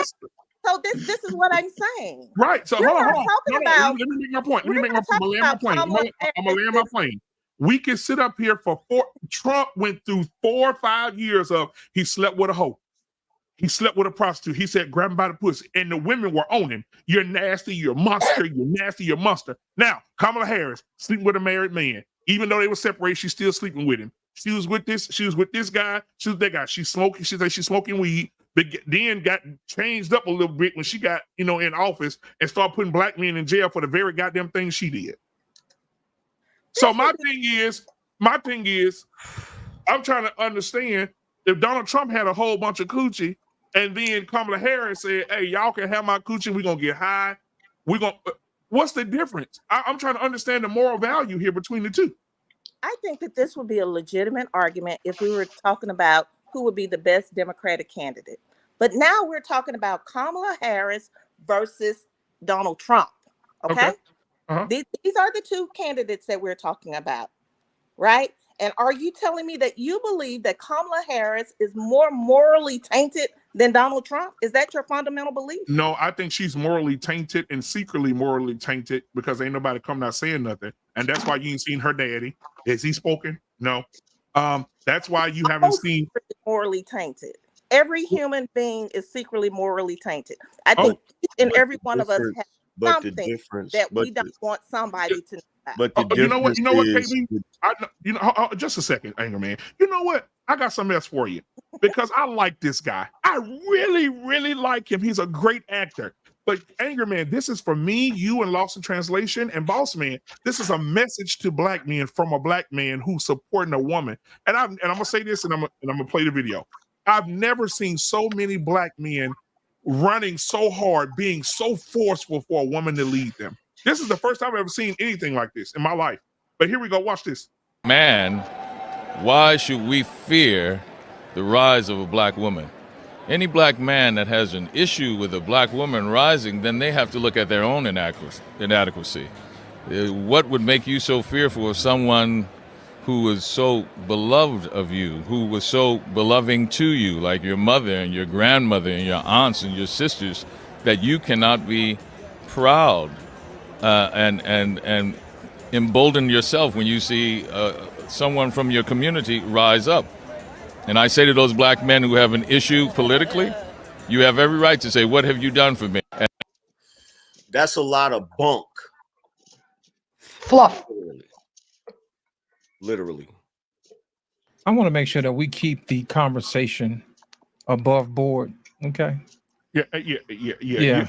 You're right. Because that's not a good display, man. You know what I'm saying? It's even going over into the churches. The churches, our preachers are agreeing with abortion. They saying it's okay. Abortion. Watch this. Fully aware of the overturning by the Supreme Court of Roe versus Wade. Again, I say my prayers are for the women of America. But as a man that can't carry or give birth to children, I recognize that it is not my place to decide what a woman can and cannot do with her body. To see how we're cheering our own demise. Slavery, when it ended, all of a sudden we had a population problem. I'm preaching. All of a sudden there were too many of us. There weren't too many of us when we were slaves. Couldn't make enough. Make the slave have sex with his own mother. Hence the word mother. You finish it. It was a wicked time. But God set us free. But Margaret came along, her and the eugenicist movement. We got too many people, too many people, too many people, too many people, too many people, too many people. Ruth Bader Ginsburg, before she died, you know, she was sick. And I think that part of her brain stopped working that tells you not to say things you shouldn't say. She said before she died, with Roe, we went too far. In the passage of Roe, she said, I thought we wanted to get rid of those kinds of people that we didn't want to have too many of. Now, let's go back to 1970. In 1970, when Roe was passed, the major two populations in America was black and white. Ruth was not talking about getting rid of white folk. Let's be clear. People who are for abortion cannot be for black people. There's just no way around that. The funniest thing happened when they put the pill on the market. Black women wouldn't take it. Back then, black families, 12 kids, 13, 15. Your family was small if you didn't have but 8.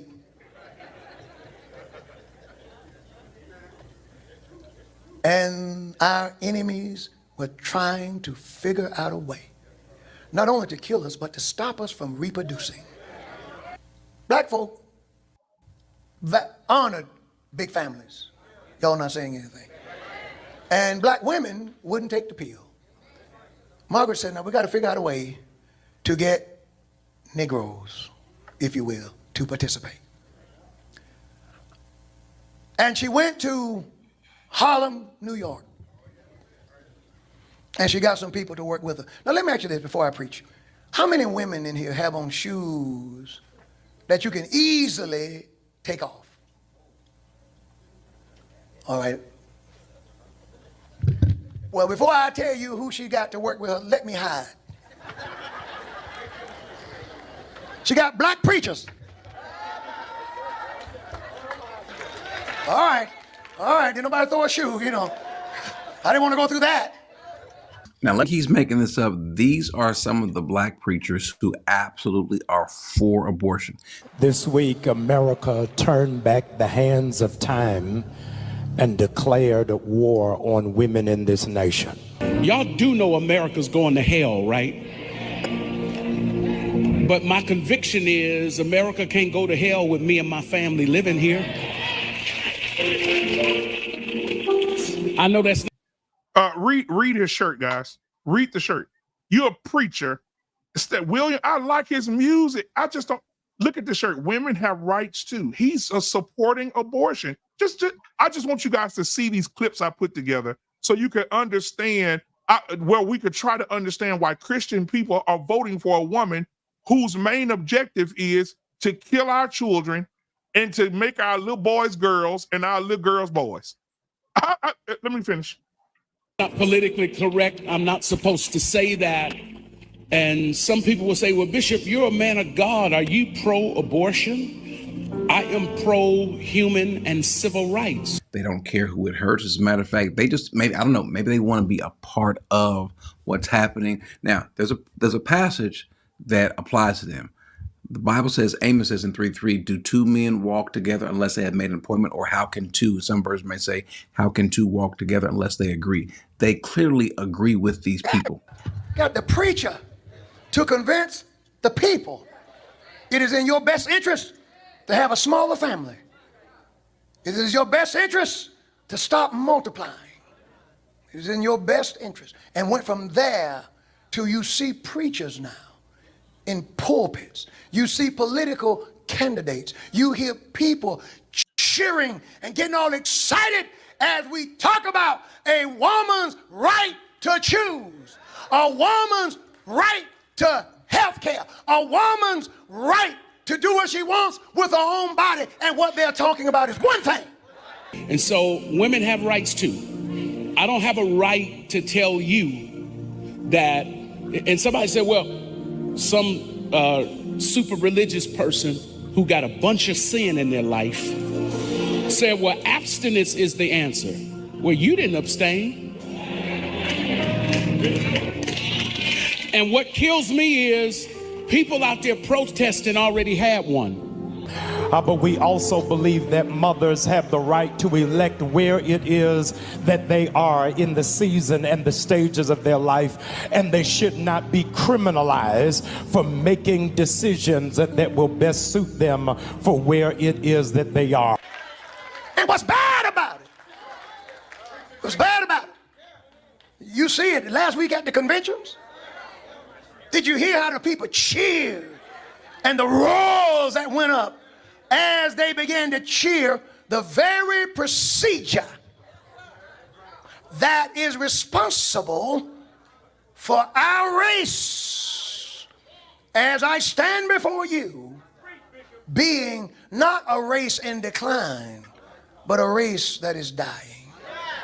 What he's saying is absolutely true. 40% of all abortions in America are by Black women. We represent about 11, 12, 13, 14% of the population, depending upon how it's measured.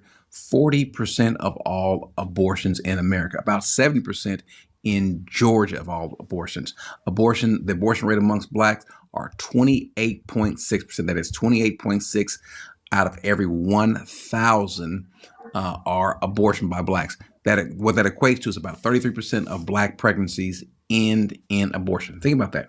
1/3 of all pregnancies in America by Blacks end in abortion. What does that really mean in real numbers? About 800 Black babies per day are being aborted. Now, that doesn't even include the pregnancies that are terminated by drugs or other means. So approximately 20 million Black babies have been aborted of the 62 million total. Think about that. Of all the Blacks that died being brought over during the Middle Passage, of all the Blacks that may have died during slavery, of all the Blacks that may have died during Reconstruction and Jim Crow, as a matter of fact, of all the people that died in every war that America has been involved in, the Civil War, the Revolutionary War, the Iraqi War, World War I, World War II combined, we have aborted more Blacks than all of those combined. We are not declining. We are killing our own selves. 70% of Planned Parenthood locations are in predominantly Black communities. So we are doing exactly what this woman, Ms. Sanger, wanted us to do. We are killing ourselves and doing it joyfully, doing it gleefully. Think about it. 800 babies per day are being aborted. 1/3 of all pregnancies, Black pregnancies, in an abortion. Yes, we're dying. And that's to speak of nothing about when they do come, 70+% are born in a household where the father is not there, which is going to also increase or help to replicate this cycle.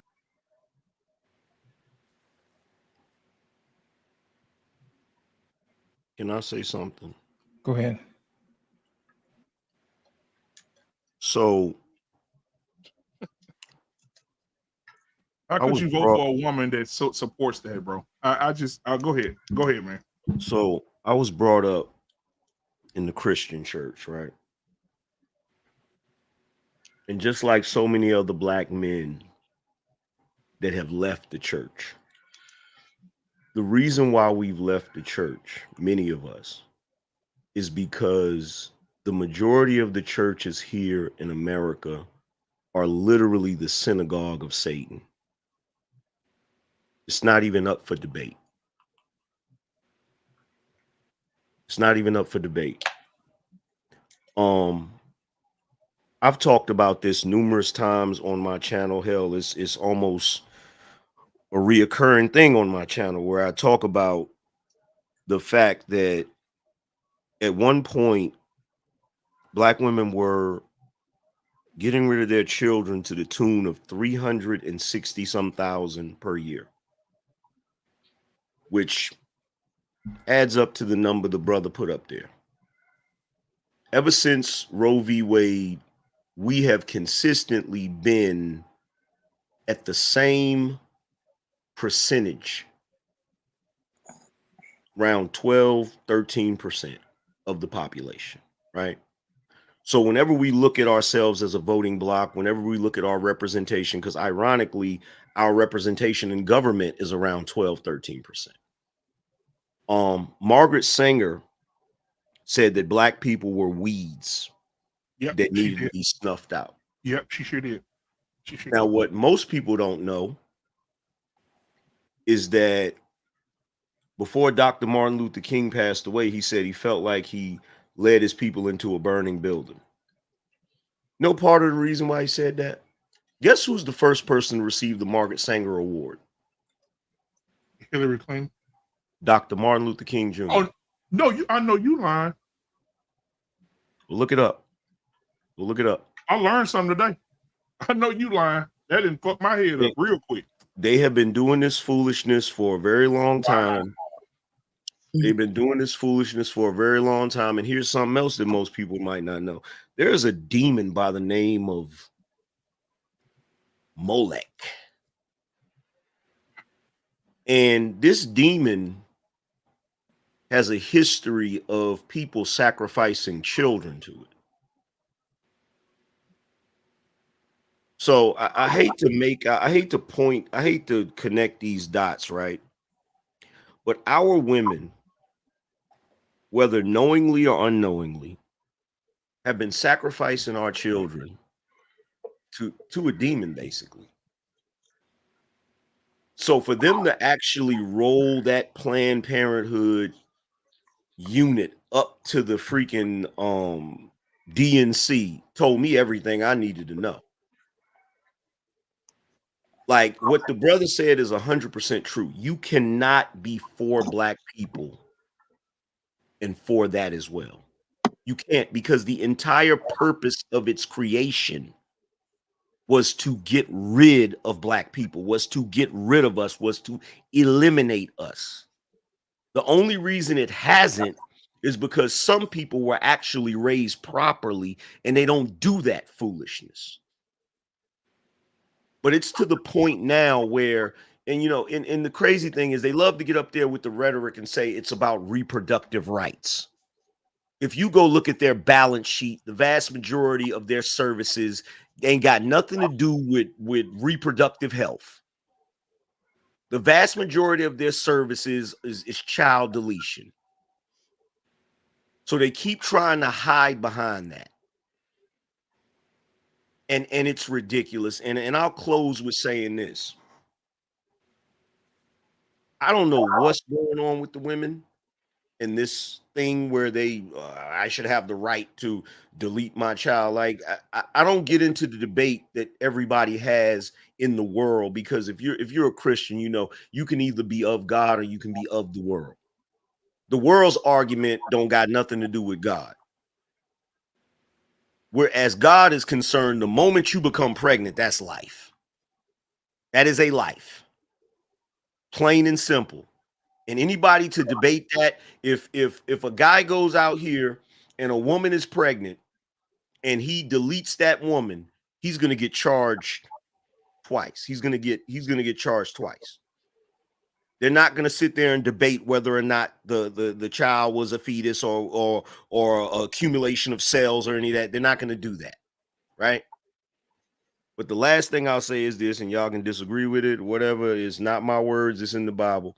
The Bible says hell is filled with women. And now I know why.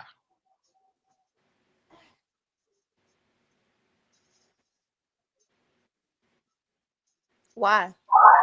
Because of what I just said.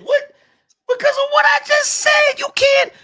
Do you realize that? Look, I'm not gonna say no names because we on a live. But I know some women that have at least 10. Damn. Abortion? That's disgusting. Yes. Oh, they they got the Grand Canyon. They cleaned all the way out. Yes. Yes. Not to mention the fact, any doctor will tell you that's not good for that. That is not good for your health as a woman. Dr. Burks, do you know who Jackie Rosen is? No. She's a Democratic senator. She put up she played for, we're talking about billboards.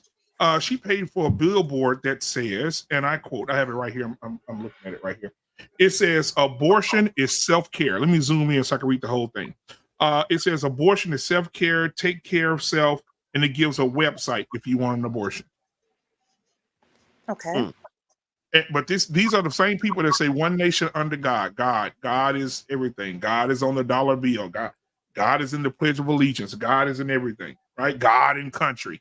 but we're supporting people who want to kill babies. Let me ask you a question. I know this ain't sexy. If a man has a child with a woman and the child's 3 months old and he decides, you know what? I'm tired of taking care of this little bastard. God almighty, no. And he go in there with a 357 and shoot him. Oh my God. What do you call him? What's the difference? What do you call him? What is he? I'm talking to you, Dr. Burks. He's the same murderer as the person that had the abortion. You keep acting like I'm in So how do opposition. you? No, I'm asking. Well, I was about to ask you that because I don't want to assume anything. How do you feel about that? How do you feel about it? I told you off the top. I agree that that is sin, but I also agree that there are other sins. I don't think that we should just pick out two sins and focus on them. There are other sins as well. Just like the man that raped the woman, that now the woman wants the abortion because the baby is a byproduct of. Now, Dr. Burks, you know what that sounds like to me? Wait, let me land. So when Go you ahead. say that you wanted Kamala Harris to let that guy go free, though, you want to come down for prosecuting the rapist. Who said that? Okay. Nobody. Not anybody in specific, but people want Hey, Doc, fix your words. Fix your words. We're gonna get a flag. Oh yeah, you gotta say great, or yeah, it's her first time being on, so she don't know. But Okay. you gotta take the So I got you. So some of the rhetoric is that Kamala Harris sent people to prison for crimes and that she was too tough on crime. Okay. Some of that crime included rapes. Okay.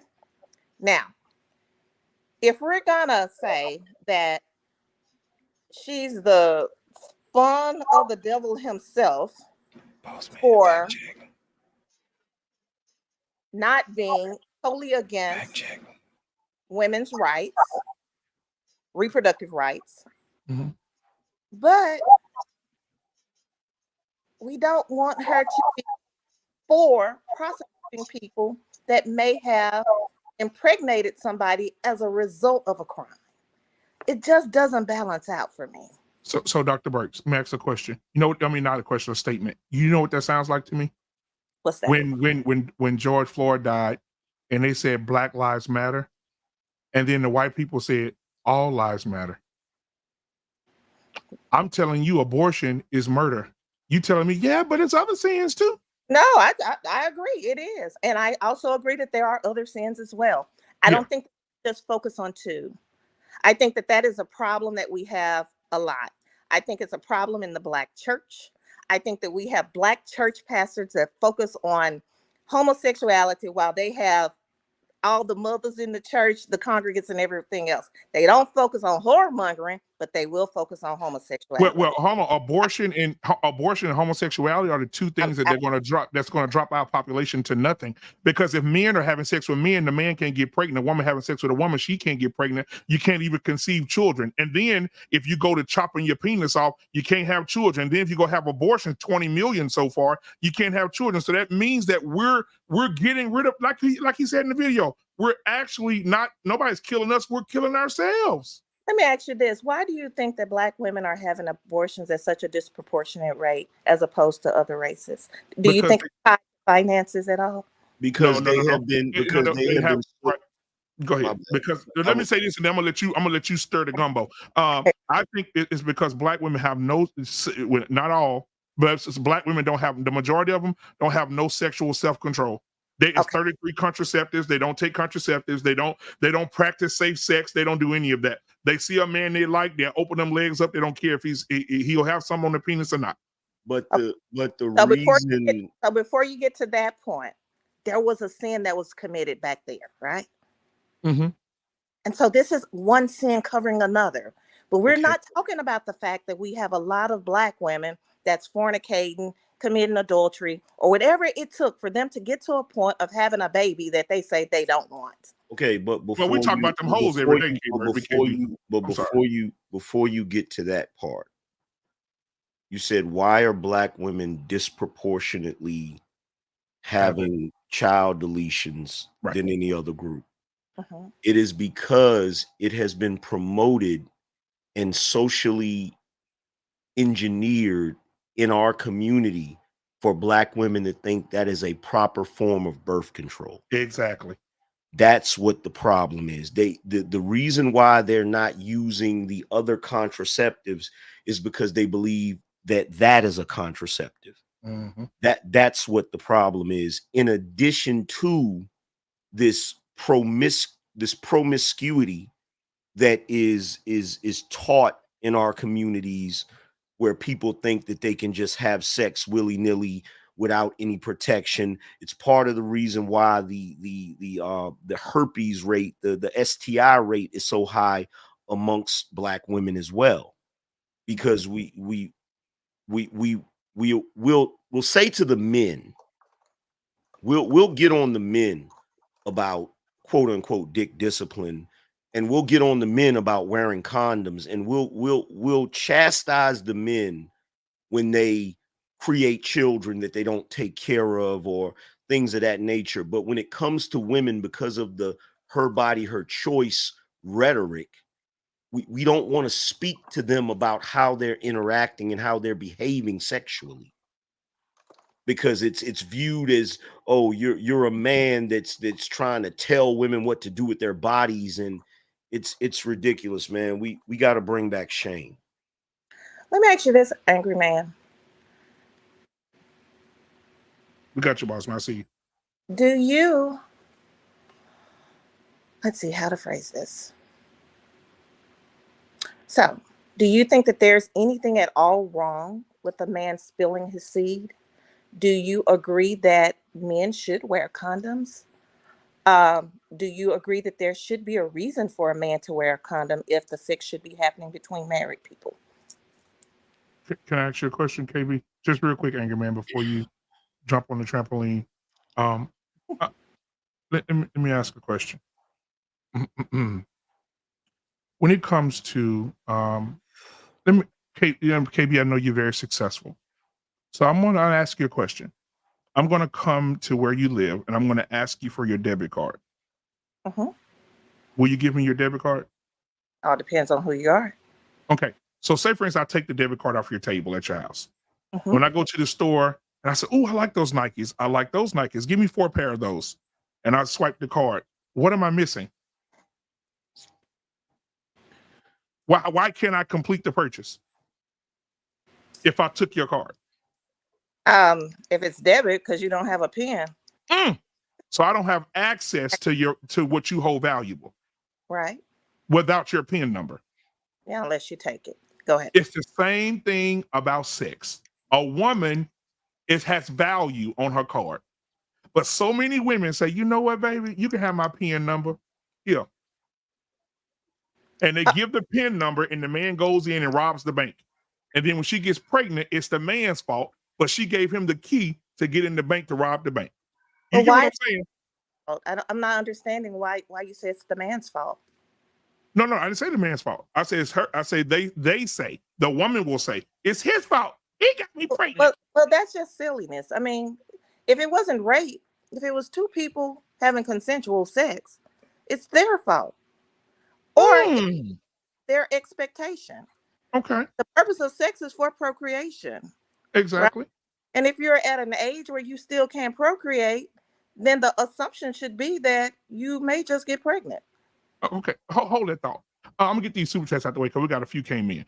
Something to think about. Nick said the Black vote is diminishing from the Dems, but will be replaced by the influx of immigrants along the opportunities we have to actually work for. Now, we did a show, I think Lost in Translation, you was here when we did the show, when they're allowing illegal immigrants to become police officers.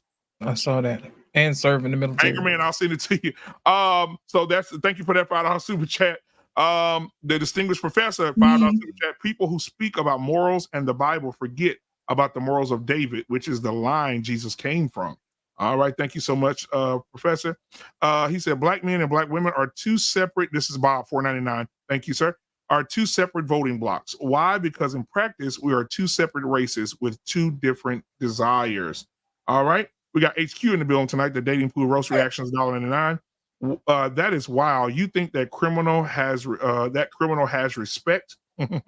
All right, Bob, another $4.99. This sheer weight of the Bible is riddled with very imperfect men who did unbelievable things that were good. The dating pool roast reactions again, $1.09. Name 3 policies of Trump that help black men. All right. Say 7 and $4.99. 24 million black babies went to the chop shop since V. Wade. Do black women love the black race? Ooh, because old boy did say in the video, black women have deleted more babies than every war that the United States has ever had combined. We beaten them. The black women are beating them in abortion. That's crazy. Bob, $9.99 super chat. Does Dr. Burke believe in court-ordered paternity testing? If so, isn't the government telling men that they should do with their what they should do with their bodies? That's a good question. The dating pool roast Yeah, we'll come back to that one. Yeah, dating pool roast reactions, $4.99. Look at the rabbit holes they go down to support their degenerate zaddy. KP from KC5, $1.99. Roe versus Wade passed on a lie anyway. Yes, because the lady that was in the Roe v. Wade, I don't know if y'all watched the documentary on Hulu. You need to watch it. The lady said she never had an abortion. She was used to make other women have abortions to make it seem like shit. She said the story she told, she never had an abortion. She said her mom raised her children. They're all alive and well to this day. Let's see. The dating pool roast reactions, $4.99. Overturning Roe v. Wade made white women mad. This and Trump's idiocy ensured the election of President Kamala. All right. Why do you should go again? HQ, what's up? Thank you for the super chats, though. Another $5. She said, why do you think your thoughts on abortion are more important and should hold more weight than mine? Our want for this country should be equal. All right, that's all we have. Thank you. So I'm gonna take a quick break right here, because everybody take a breather. I'm gonna play this right here because we had a lot of super chats. So I'm gonna play a little something for y'all. I only think it's right for the bishop. Do y'all prefer the bishop? Do you want the bishop take heed? I want your boy on what's his name with the music, man. Play the music, man. You want J Moss? Yeah, play J Moss, man. All right, here we go. Whatever you want,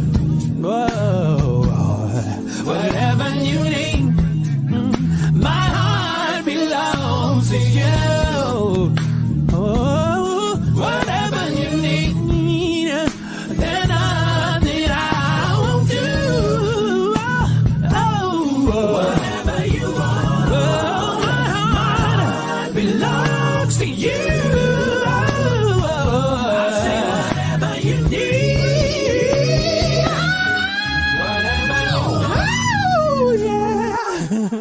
Whatever you need, my heart belongs to you. Whatever you need, there's nothing I won't do. Whatever you want, my heart belongs to you. Boy, man, J Moss, ladies and gentlemen, thank you so much for the super chats tonight, guys. Make sure you hit the like button and subscribe button wherever you're watching. You could be watching through Take Heed. You could be watching through Embrace the Grace. You could be watching through Lost in Translation. Wherever you're watching, we appreciate you being here tonight and having this conversation with us. KB Burks, Uncle Jeff is in the chat, and he is saying he would love to square up verbally with you in a debate about what you just said about the abortion and the abortion conversation. So, Uncle Jeff, what's up? But back to what we were saying. Who was talking? Kate, was it KB? Never got a chance to answer. Oh yeah, go ahead, Anger Man. I'm sorry. Yeah. Boss Man didn't get a chance to say something. Yeah, Boss Man needed to get in. Boss Man, then Anger Man. Go ahead, Boss Man. No, I just wanted to say to Anger Man's point earlier, as for the reason why women oftentimes are choosing the abortion option as opposed to the contraceptive options, typically is because they have this false notion, also in support of what he said. They have this false notion that it's somehow a healthier option. They seem to be afraid of taking the contraceptives, not the contraceptives, but the abortifacient. But prior to that, the contraceptive options, the 33 that are available for whatever reason, there seem to be some sort of fear mongering or scare tactic or something of that nature of the, I guess, health defects or bodily issues or harm that those methods or options could do, as if the abortion issue or the, I guess, bodily harm that it can do is somehow better than the risk that the other options can do. I'm not sure where that's coming from, but I'm actually experiencing dealing with that fear now, actually, in my own life. So yeah.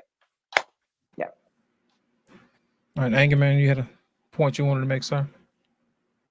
Yeah, I wanted to answer her question, but BMU he kind of put it the way I would have put it. But the thing I want to ask Dr. Burke is Dr. Burks. Burks, excuse me. I think that men should be responsible because it's going to put them in a really messed up situation. But I also think it's irrelevant.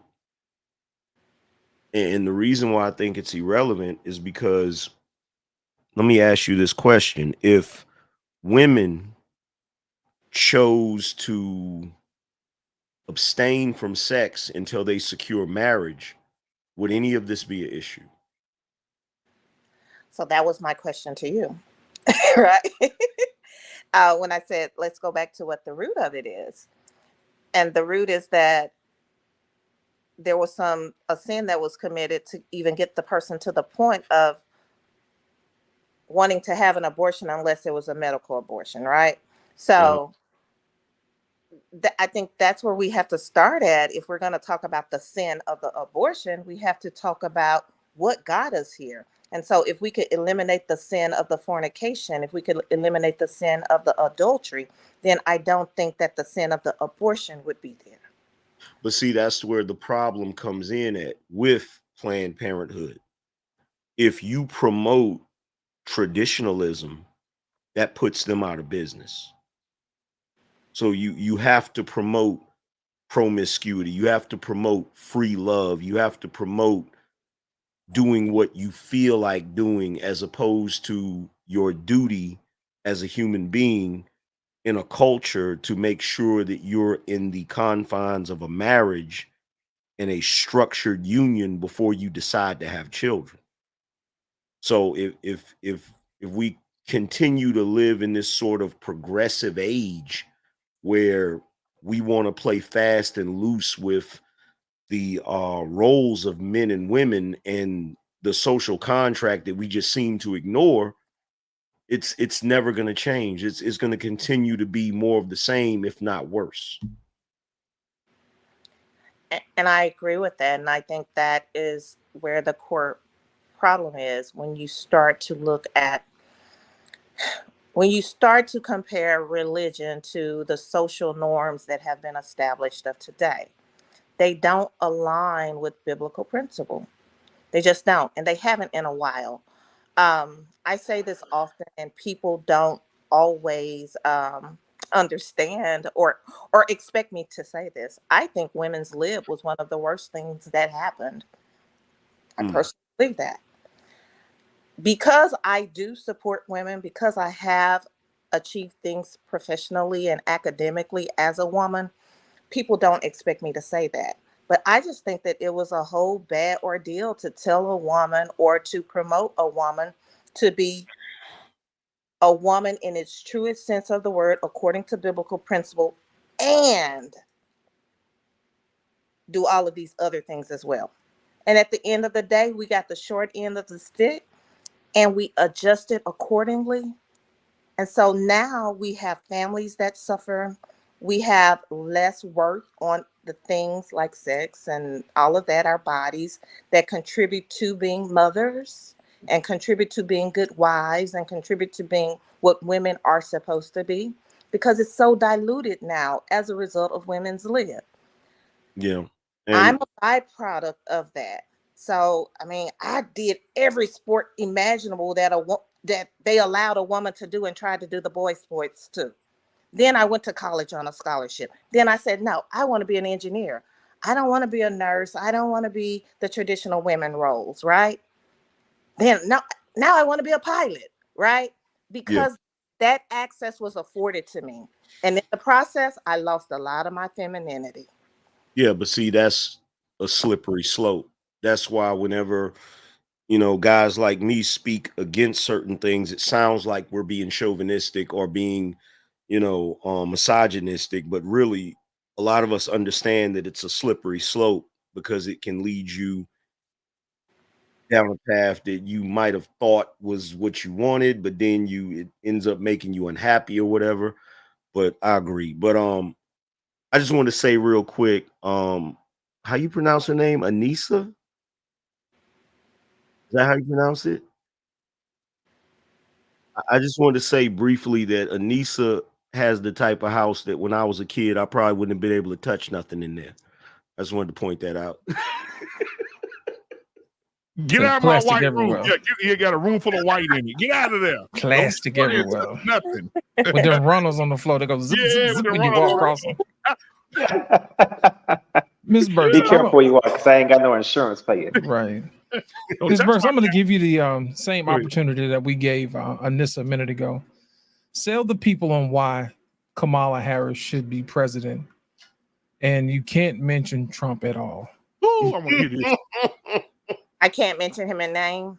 You No, can't mention nope. a period. Period. Remember, you've already beat Trump. Gotcha. So what's going to happen going forward? Now you're dealing with Putin and all the rest of these people. So this Wow. election, So the reason why I ask you what's going to happen after Trump is because we need to know what you're going to do going forward. Because what happened the last time y'all beat Trump, you know what I'm saying? Because the last time the reckoning was, hey, let us beat Trump. Y'all beat Trump and then nothing happened. So I'm asking you this time, without mentioning Trump, because you've already beat him, what's going to happen next? Why should we already had Joe Biden as president? How is Kamala Harris going to be different? Sell the people on why she should be president without mentioning Trump. I think Kamala Harris should be our next president so that she could continue the 4 years that her administration had started. Historically, we give an administration at least 8 years to get through any of the planning that was started in the first 4 years. In addition to that, I think that she's highly qualified for the job. As a person that has served in the United States Senate, has served as the Vice President of the United States of America, has served on the state government as a district attorney, as attorney general, and in local government as an attorney, as a district attorney, I think that she is fully equipped to lead our country to the next step. I think that she has the legal expertise to make sure that the company is functioning from a policy creation and law creation point of view with our congressional delegation to do the things that we need to move forward. In addition to that, I do think that the time is right for a female leader of our country. We have experienced change recently, monumental change with the first Black person to become president in Barack Obama. I know that there are doubts about whether or not a woman can lead this country, but when Look at God. time based on Okay. excuse me. No, you good. Did y'all say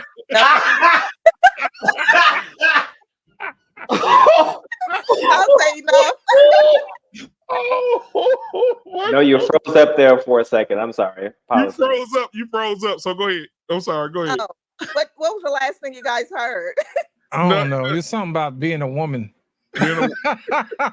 Putting some woman on it or something. I think that's what you said. Oh, Gotcha. I said I know that there's a lot of doubt about a woman leading the There you free go. nation, right? America, we are a powerhouse nation, and so there will be doubt about a woman leading the nation. There were doubts about a Black man leading the nation. We managed to do that, and we managed to do it relatively well. There weren't any major hiccups during the Barack Obama era. Now, I think we should lay down our reservations about whether or not a woman can do it. Women have been first in many things, and I think that the time is right for there to be a first woman president as well. Some of the characteristics of a woman that some people will make her not be a good candidate for president are some of the things that I think makes her a good candidate for president. I think that the nurturing side of a woman is well needed in some of these positions.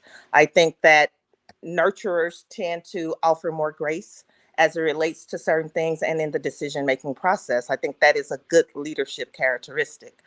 In addition to that, I just think that her credentials, everything that she's done, the way that she has served her nation, the way that she has served her state, the way that she has served her local municipality, collectively has led her to a point of today where she can be our president. Jesus, how did she not get any votes in 2020? What, man? She is fascinating. Like, come on, Jesus Christ, this is the second coming. That's the reason why I gave it a flow. Now I wanted to sell it. Take heed. Come on. I wasn't So promoting. how is it that she's such an amazing person when if she's so about family and so about, she's nurturing and everything like that, how is that she sent parents to jail for their children not going to school? Well, I'm not totally against parents not going to jail for their children not going to school, and this is why.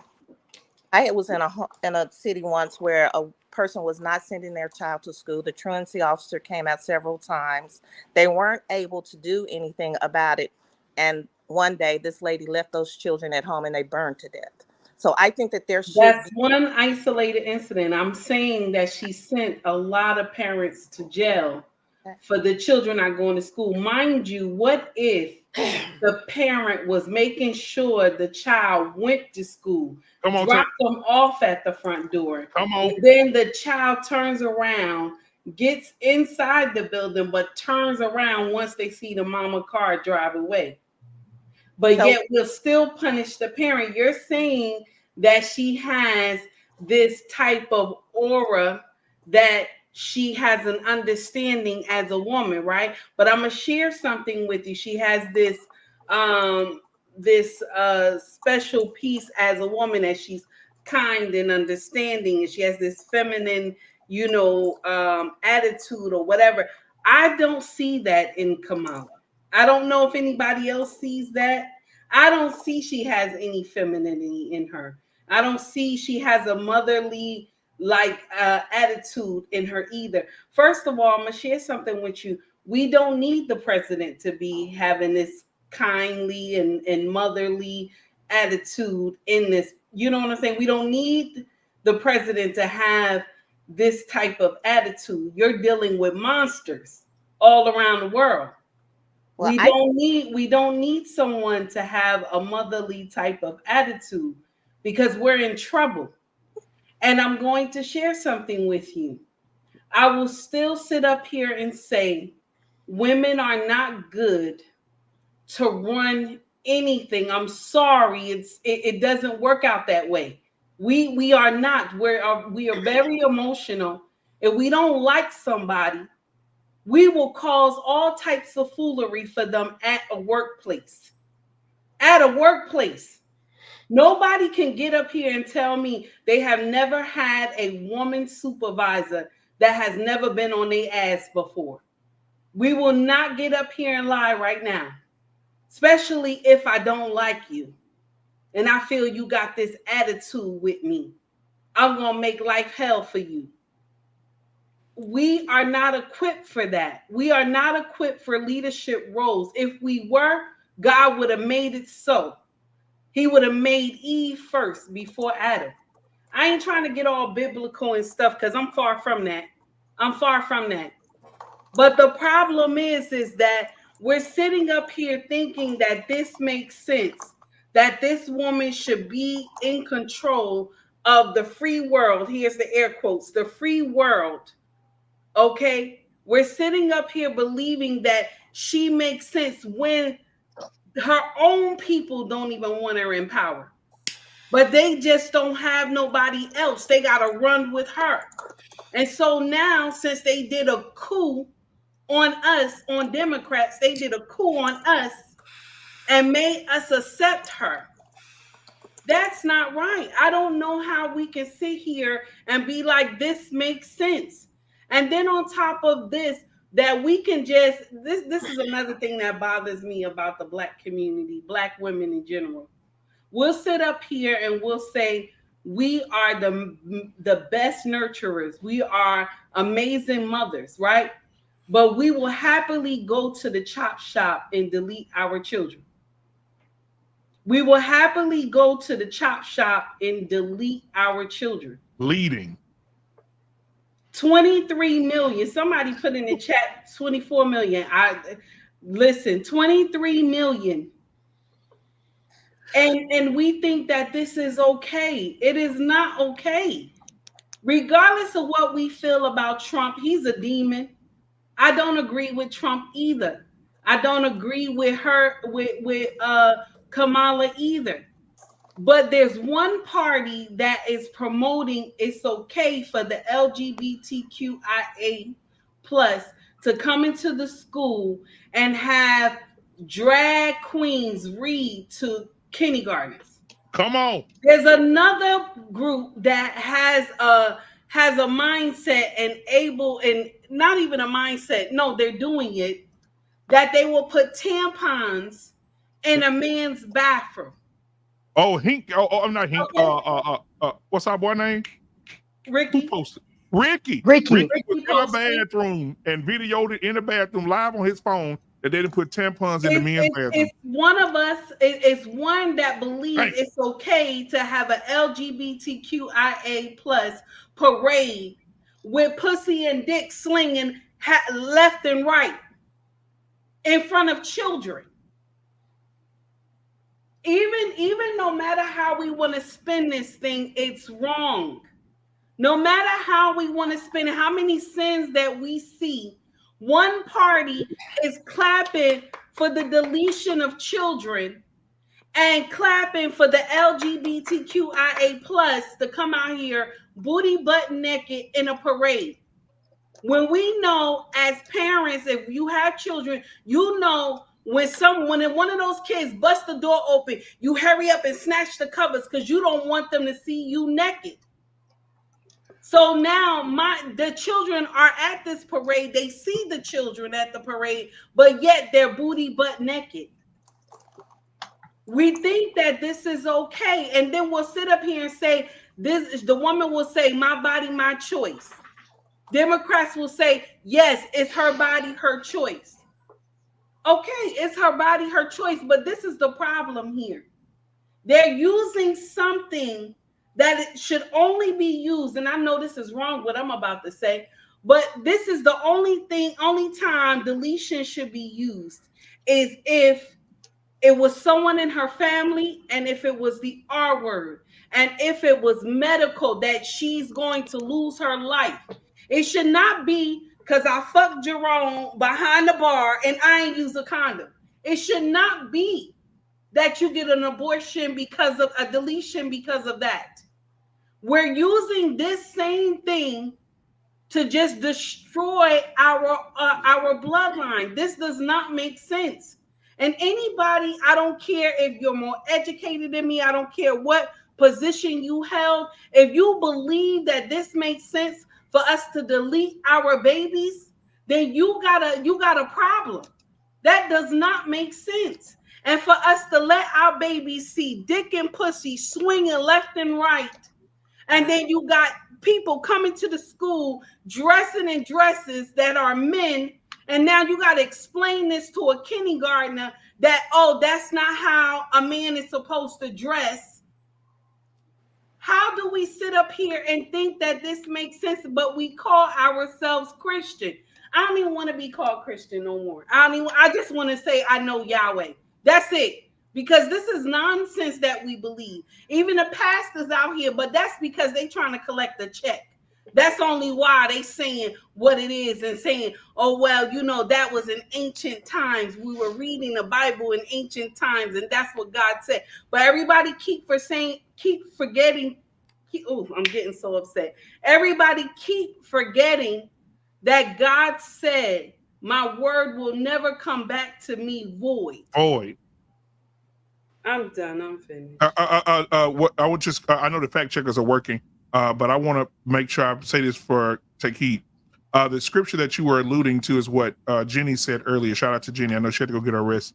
But it says, I do not permit a woman to teach or to have authority over any man, she must be quiet.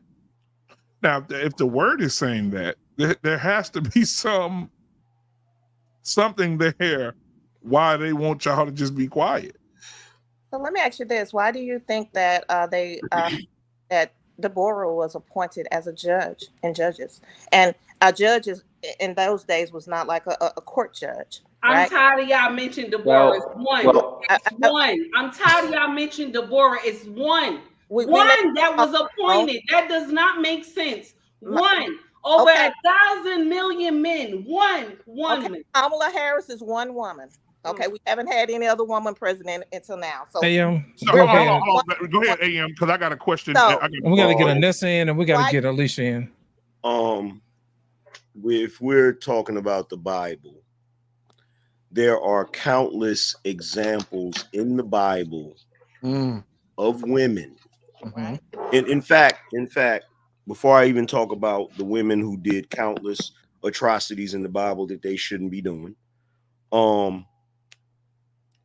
there is only one woman in the Bible that Jesus makes reference to when he says, remember this woman. He says, remember Lot's wife. Now, the reason why he says remember Lot's wife is because if you remember, Lot's wife was hard-headed, didn't want to listen. She got turned into a pillar of salt. I think it's significant that he made a point to say, remember that particular woman. But not to mention the fact that when you read Revelations and it talks about the beast, it's a woman sitting on top of the beast. Is what it is. But I want to ask Dr. Burks this question. Why are y'all willing to vote for a woman who is allegedly black that doesn't have a black husband? Oh my God. Because we know for a fact that if Barack Obama was with a had white woman, got up there and started campaigning with anything other than a chocolate woman, it'd been over. You wouldn't have voted for him. It'd have been over. You hear me? And if the idea is that it's about time we have some leadership of color, it's about time we have a black woman. Why the hell is her running mate a white man? Oh, Lord.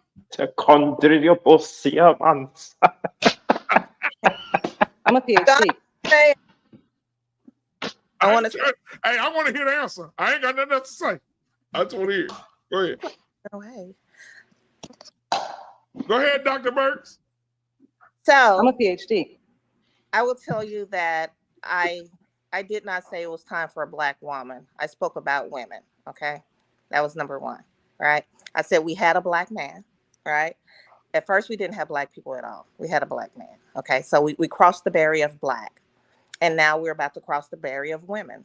Similarly to right to vote, we crossed the barrier of women and black, right? So it's just different levels of barriers that we are crossing.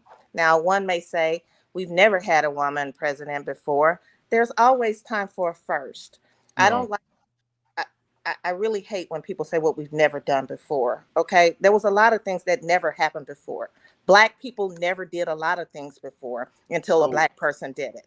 So just out of curiosity, okay, we have had countless white men as president.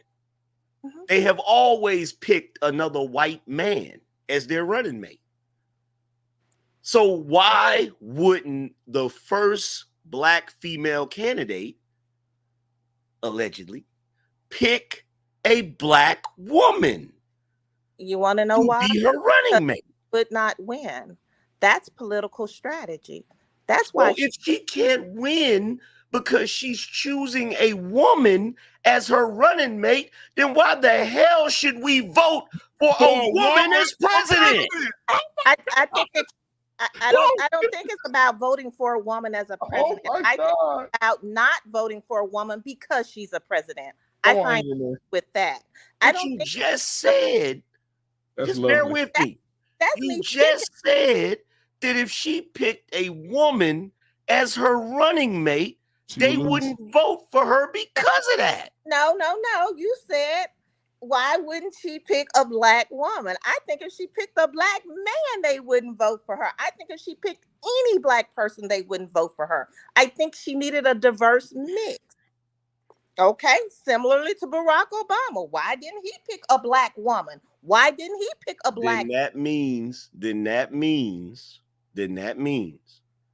that our country is not as progressive as we pretend to be.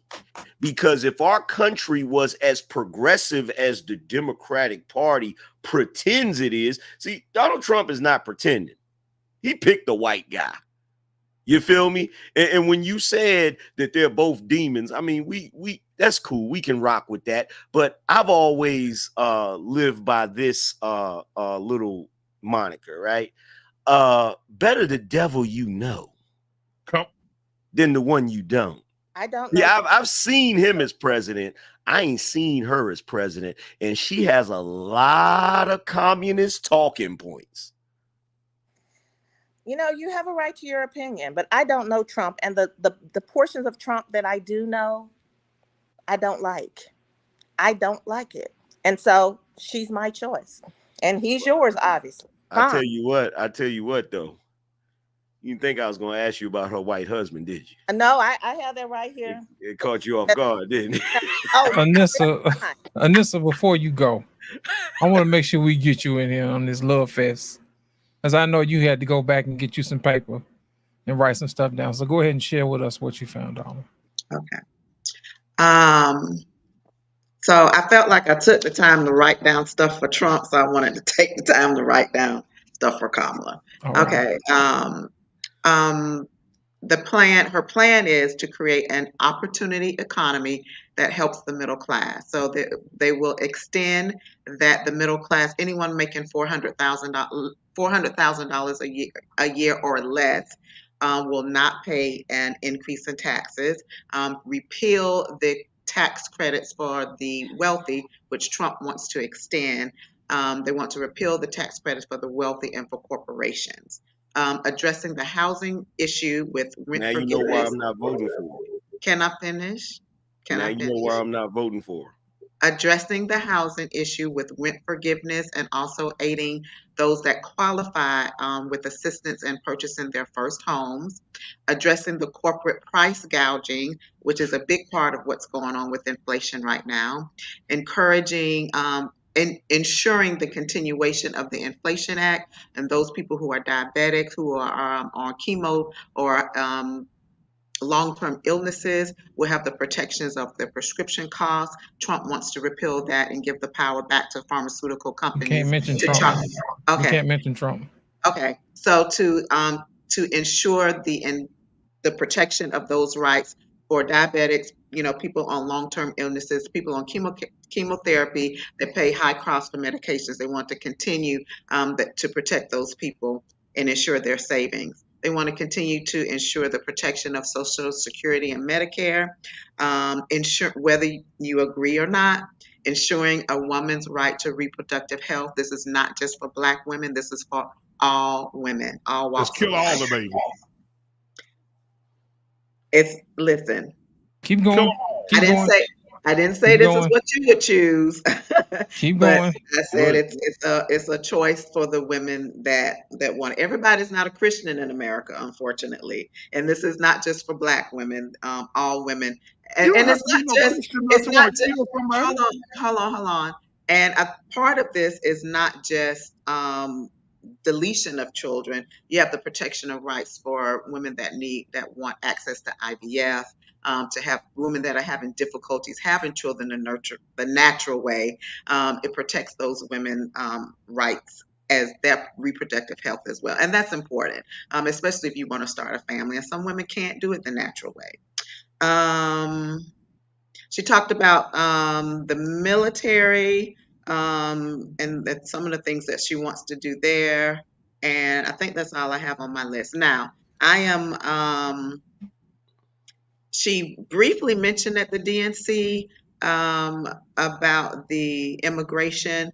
I would imagine on September 10th, where they debate that, she's probably going to have to stand very much strong on that, because I'm sure that's going to be addressed He gonna eat her up. exactly Miss what her Anissa, plan is going to be. Miss Anissa. Yeah, And I think I think that that's important. That definitely needs to be Anissa, addressed. the reason why I asked you that, because I didn't hear any foreign policy. And as the president of the United States of America, foreign policy is very, very important.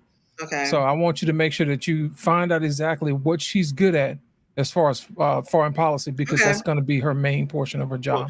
That's the only reason why I brought that up. She's gonna suck at foreign policy, just like her predecessor, if she becomes president. The Obama administration literally stated that every time they had any issues when it came to foreign policy, whenever Joe Biden chimed in, he was always wrong. Always. The question I want to ask Miss Anissa is, why isn't she doing that now? Well, I think a lot of people ask that question, but I think that people forget, when you are the vice president, you serve at the pleasure of the president. It is not the vice president's agenda. It is the president's agenda. And the president, hold on, please, let me finish. Even at this date, Joe Biden is still the president. So she serves at the pleasure of the president. It was not Kamala's job as vice president to go out there and run out there with her own agenda and do what she wanted to do. Then why did she say she secured the release of those people in Russia? So I don't think that she did that. I don't think that she did that alone. She said she did. She said she did. Here I come. Oh, here I come. And then I would have to actually see that for myself, because I haven't seen that technique. I'm not saying that you're wrong. I'm just saying I haven't seen it. Fact checker. Let me address that. I'm not one of the black people that don't understand politics. So that might have been a sufficient answer for one of them.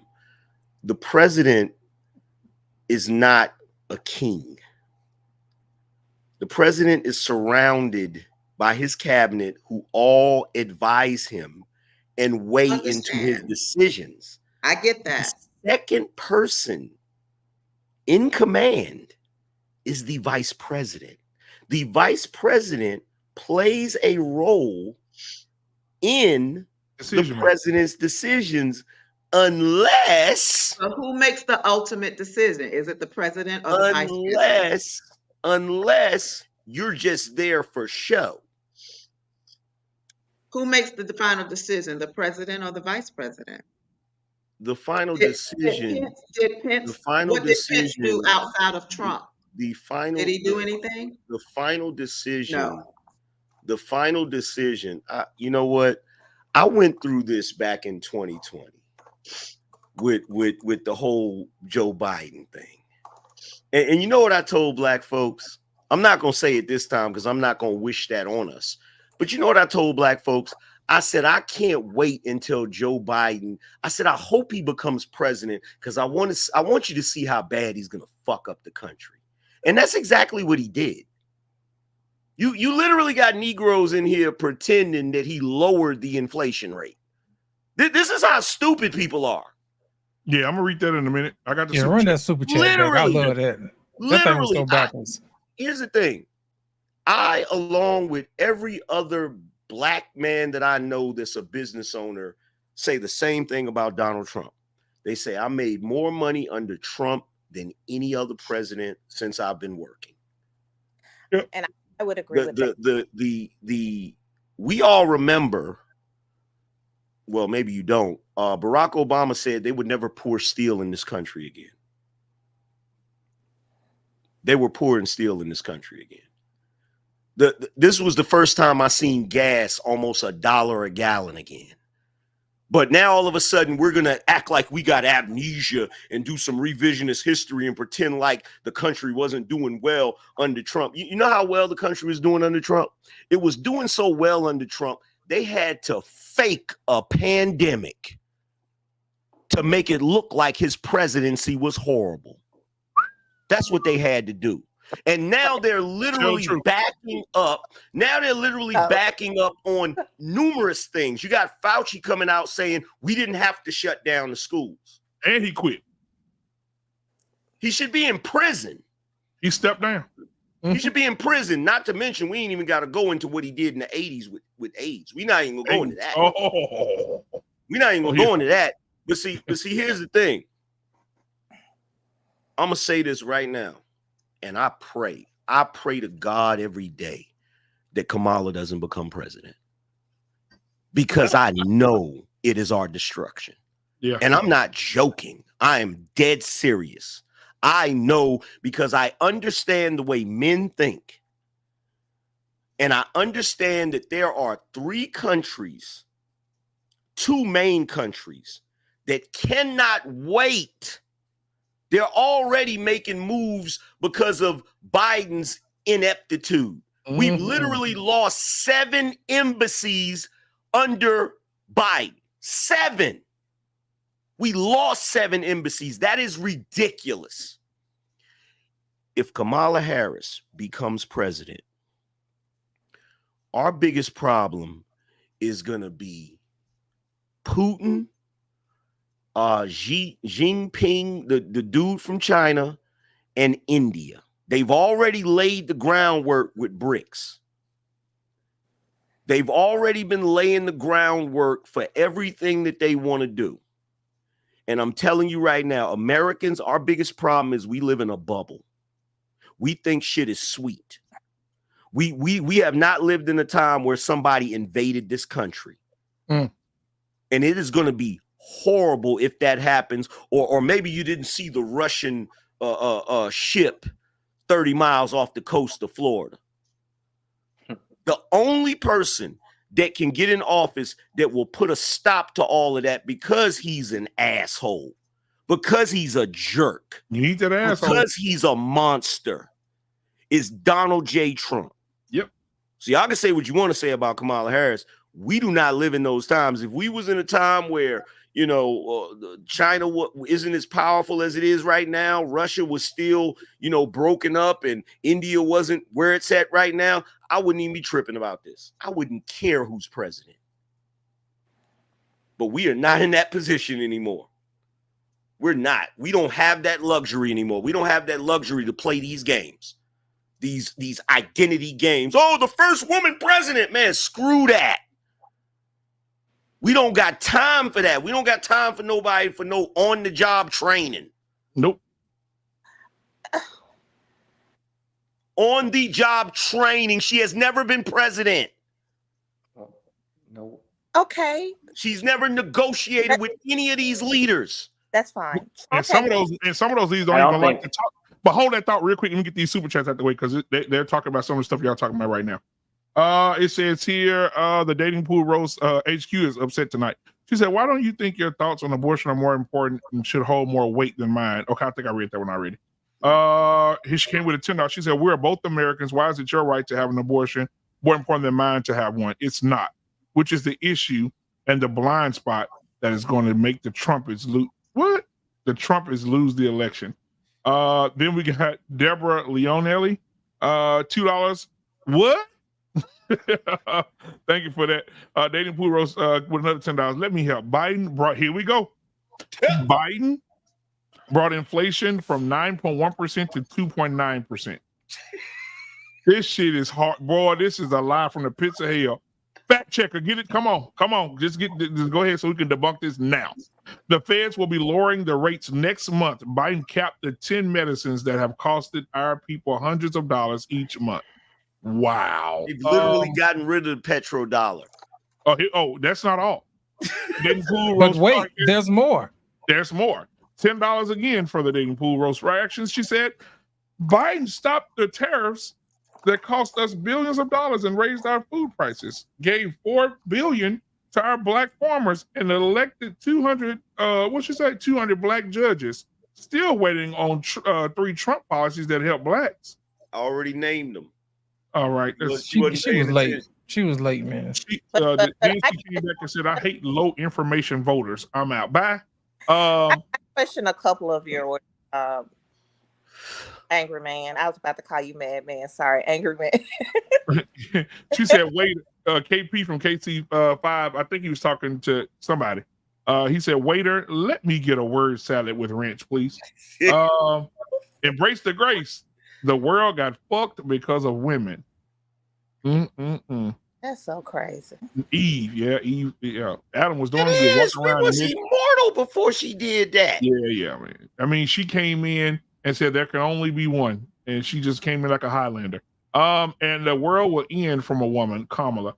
Here we go, 7 and 4.99. Nah, angry man. Our problem also, these women don't care because they don't have to fight back. They'll just lay on their backs. Oh, Jesus, no. That's nasty work. That is rough. I kind of the words to take heed. That's nasty. Alicia wanted to say something. Go ahead, baby. You've been so patient. Thank you, baby. So this is a lot. It's a lot. I'm learning a lot. Thank you all. So I want to think that most men are aware of how women are affected by stress. Just using carrying a child as an example. If we're stressed, we miscarry. Babies have deformities, mental issues. There's postpartum depression. Just when it comes to, bringing a life into the world, managing stress. Does anyone have any examples of Kamala managing stress, a stressful situation? Anyone? She ain't got no kids. She ain't got nothing. No, that's a legitimate question. That's a legitimate question. Dr. Bergs, would you like to? She doesn't have kids of her own, but she does have stepkids help to raise. I used to Not the same. Not the same. As an example, but any type of major stress. I knew you was gonna say that. Not the same. Pushing a baby out and raising somebody else's child is not the same. Of stress. I know it's not the same. I push one out, okay?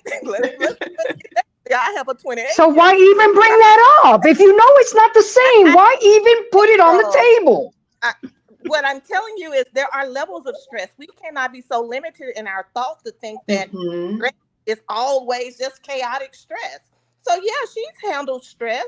She won't even do an interview. As an attorney general, I would imagine she handled a lot of professional. Yeah, well, she was busy sucking dick too. And maybe that was stressful. And then when you did, and you have done some things, I'm sure. I'm sure you done sucked plenty of dick. Absolutely, now own it. All right, let's not get in.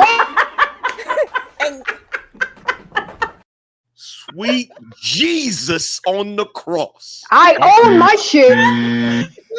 Okay. All right, y'all, reel it in. Let's be quiet. Reel it in, y'all. Reel it in. My virgin ears. Here I come. Oh, here I come. Go ahead. Okay. Fact check on the inflation Sucking dick numbers. hard or what?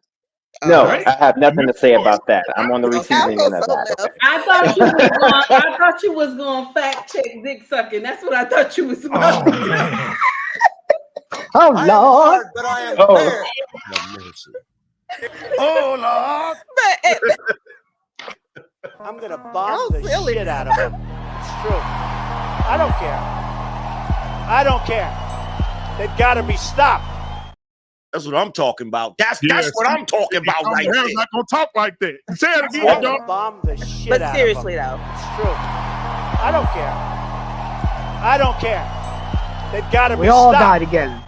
And I got to quote. We all die together. I got to quote Patrice O'Neal. If these white dudes don't come out and vote for Donald Trump, they need to sign all of their racism over to me because they not utilizing it properly. I'm sorry.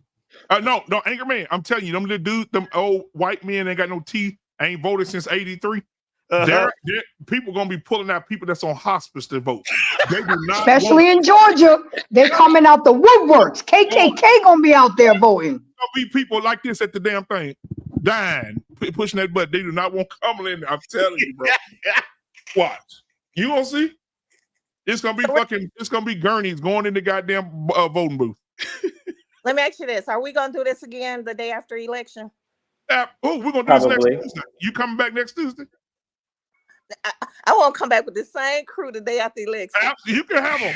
Absolutely. I'll let y'all stone me if Kamala loses, and then if she wins, y'all got to take some crap from me. Oh, okay. If she wins, I'm gonna be over here collecting all my survival gear and everything I need to go. And your bug out bag. Yeah. You need to go back immediately. If she wins, the last thing on my mind is you gloating. That is the last thing on my mind. I'm going to DR. Hey, let me tell you something now, Dr. Burks. Let me ask you this. Jeff, you come Tuesday for sure. Let me ask you this. With Sister Kamala, I know that everybody's supporting her, and I know everybody wants her to be president. But what do you feel about it from a biblical perspective? Since you say you are a Christian, how do you feel about a woman that's not to teach or have authority over a man? I mean, knowing her being president, she'd be over the military, which is predominantly men. She'd be over Secret Service, which is predominantly men. She'd be over the Senate, which is predominantly men. How do you feel about that, being a Christian woman? Being a Christian woman, I'm fully Christian, not just in one scripture of the Bible. I've already given. I'm going to give you another one, Esther. Okay. What does the word say? The word says, "I do not permit a woman to teach or to have authority over a man." The word also said that the government should be upon his shoulder. The word also said that he put his shoulder. Sounds good to me. Okay. Right. And he put these people in place that I'm talking about out of the Bible. So are you saying that he erred when he did that? Okay, hold on. So that's like you're saying. So okay, so we're gonna do that for Kamala. So you're the type of woman who also believes in female pastors. Oh yeah. Oh, my God. Oh my God. Oh my Where in the Bible does it say that a woman is a preacher of anything? And you already that I believe in female pastors because I think that's how you first got in touch with me. Oh yeah, right? sure did. You pissed me off with you put something on there talking about these female pastors. Yeah, about a year ago, you pissed me all the way. I'm black man. I'm going to show you something. Take heed. What have I always said? The reason why women shouldn't be teaching over men. What did I tell you? Okay. I know it. Go ahead. Because they have no authority over a man. And they can't hold them what? They can't hold them accountable. There you go. You cannot hold me accountable. KB, if you're the pastor of a church and I get out of line, how you gonna hold me accountable? I wouldn't be a pastor of a church. I'm saying for the women, period.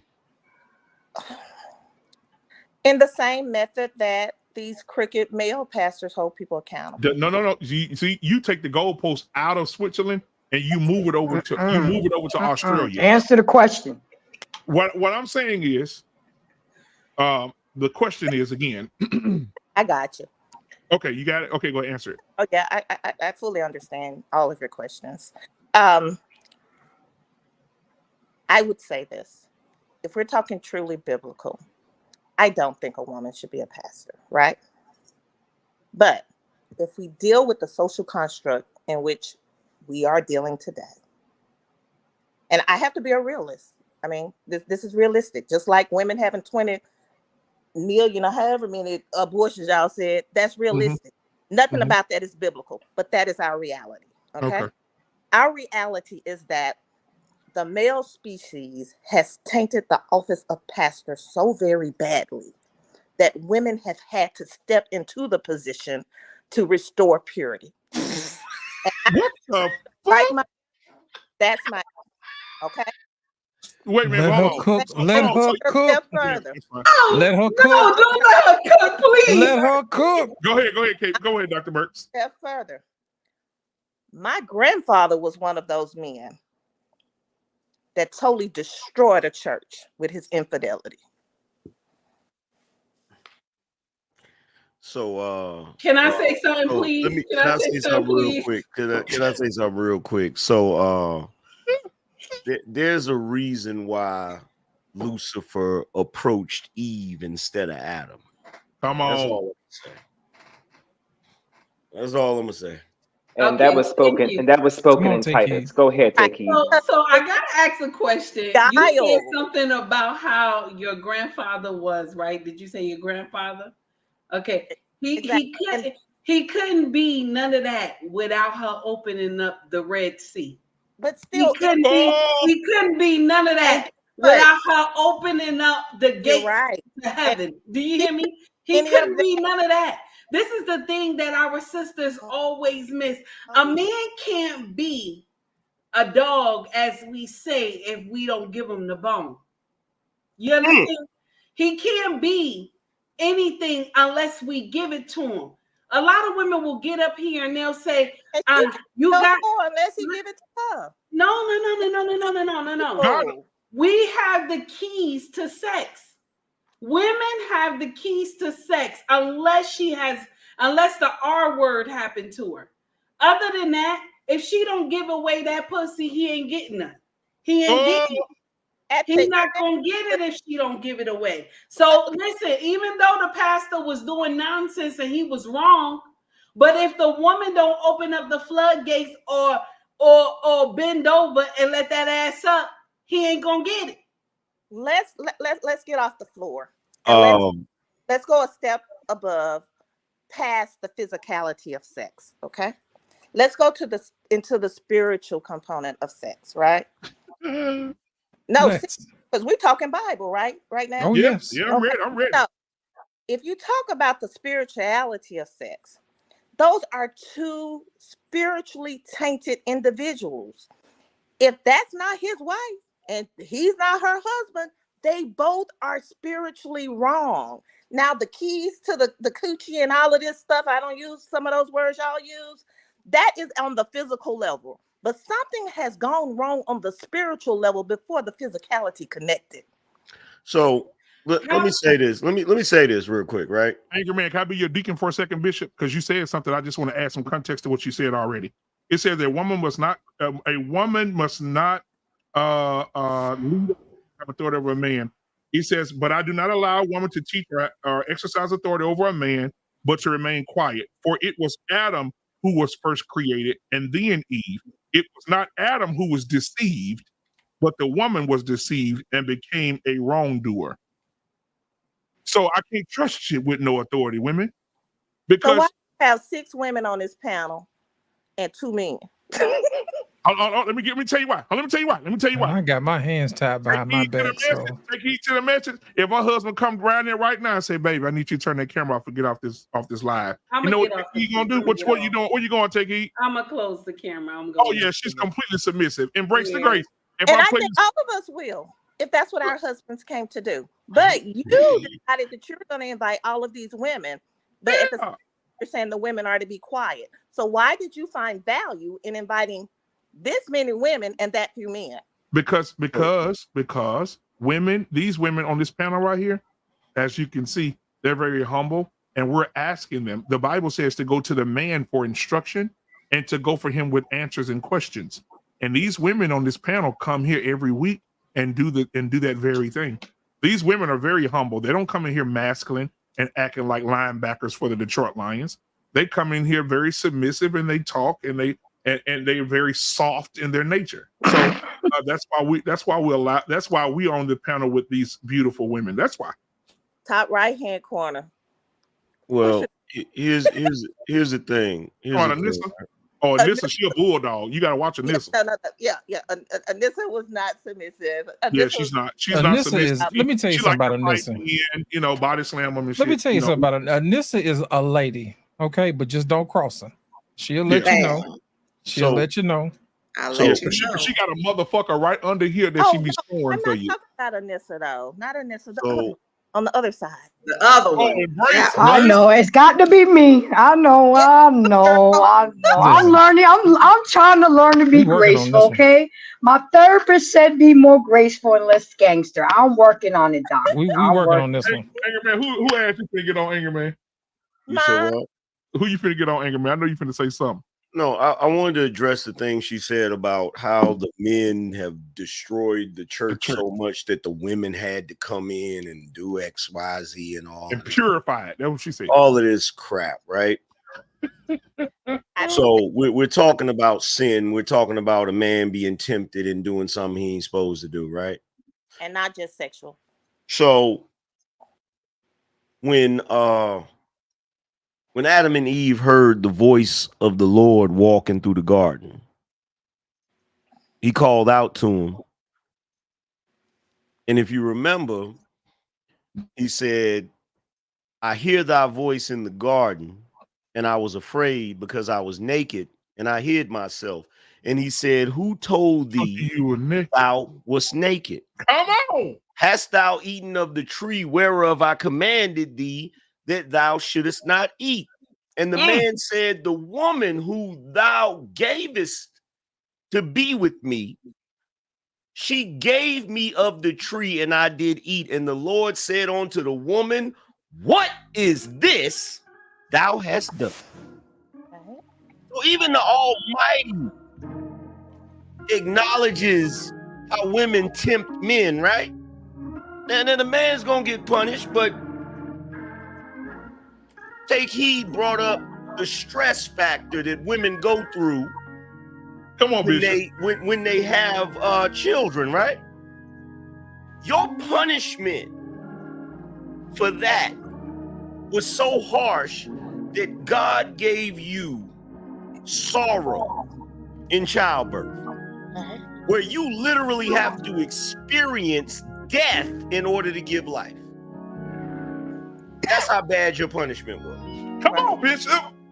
Not to mention the fact, you talk about your grandfather who was a preacher who was tempted by a woman, and so a woman had to come in and do X, Y, Z to redeem the church or whatever. Noah was a drunk. God didn't sit him down and say, let me go get a woman to replace Noah. Come on, boy. Right? Moses stuttered. God said, I'm gonna have Aaron speak for you. He didn't go get a woman to replace Noah. Come on, man. You talking The Bible is filled with men who were flawed, who were not perfect. And yet, God still used them for his purpose. He never replaced the man that he chose with a woman. So that's That's but the Bible is also full of women. Preach, boy. You preaching tonight. Say it. The Bible is filled with the Bible is filled to the brim with disobedient women, rebellious women. Yes, and sir. there are more parables about women and what happens to them when they look. I said it before. When Revelations talks about the destruction, when it talks about the mystery Babylon, the beast, there's a woman sitting on that beast. Ain't no man sitting on that beast. There's a woman. So at the end, you got a woman sitting on the beast. At the beginning, you got a woman being tricked by the beast. What are we talking about? Anger Man. It is better. Hold on, Dr. Burks. It is better to sleep on the roof of your house than inside your house with a quarrelsome woman with a horrible mouth. Proverbs 25 and 24. Oh yeah, a good woman is a crown to her husband's head, but a woman with a bad mouth and an attitude is cancer to his bones. It also talks about rebellious. It also talks, I can't remember the verse, but it also talks about rebellious, disrespectful women stricken with baldness. Yes. A lot of that going around too. That's why the weaves, boy, weave has went up 13%. My scalp. I'm laughing because I'm laughing because I don't have no hair. That's why I'm laughing. That is why I'm laughing. Oh my God. And Isaiah and speaking of Deborah, for instance, okay, the one female judge, by the way, right, I had to go back and I had to go back and read as to why Deborah, I said Deborah, but Deborah was actually appointed as a judge.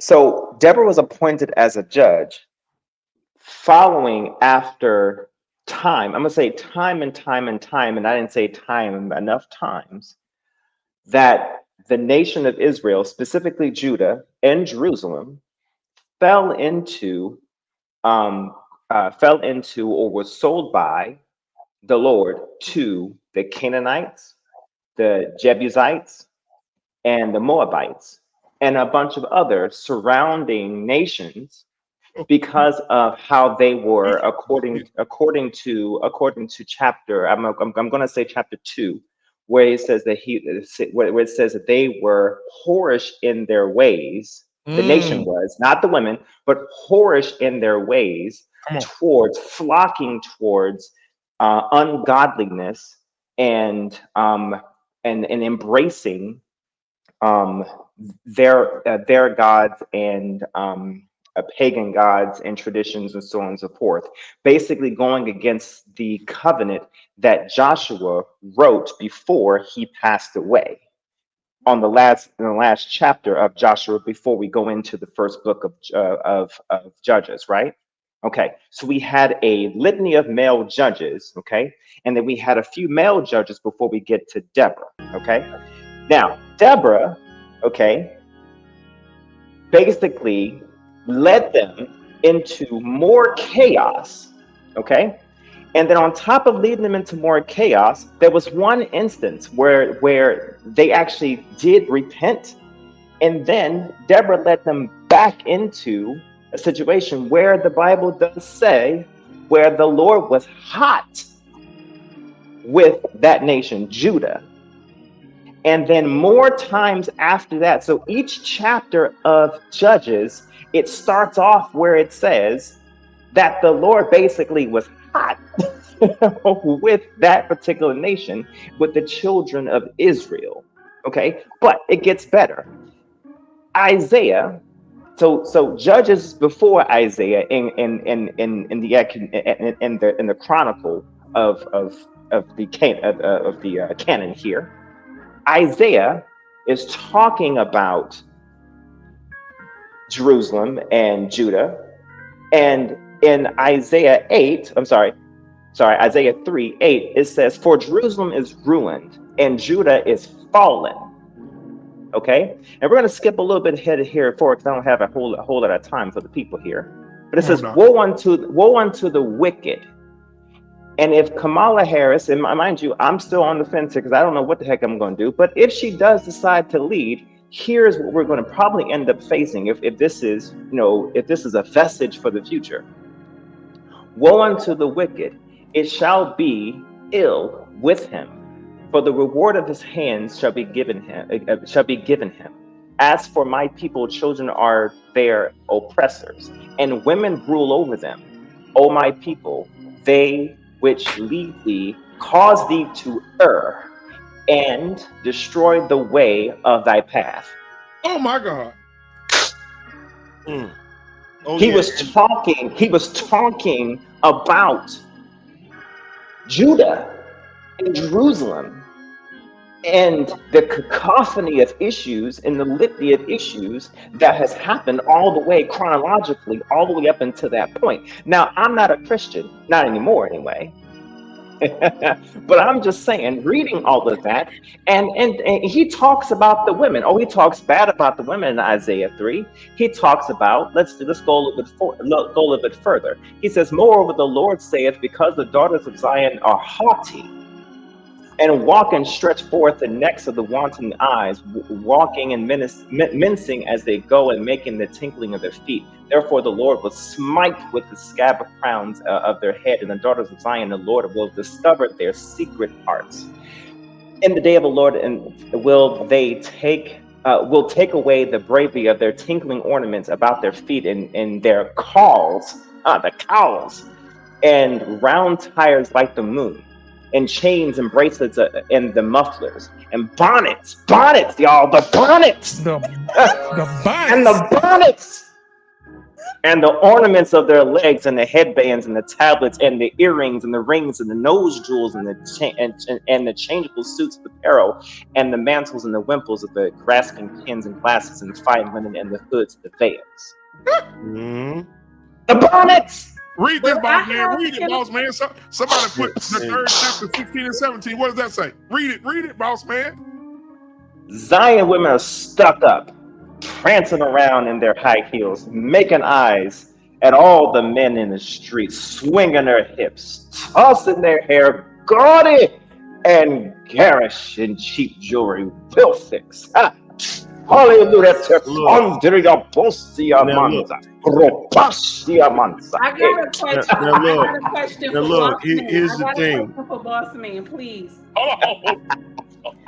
Boss Man, I gotta ask you a question. So Go ahead. when you mentioned, right, when you Sorry, the bonnets.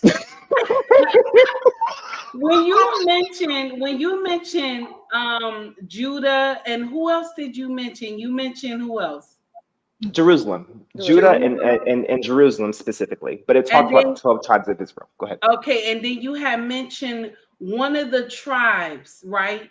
One of the tribes that was surrounded, and you said they were worshiping pagan gods, right? Astaroth, Baal, and Astarte. Okay.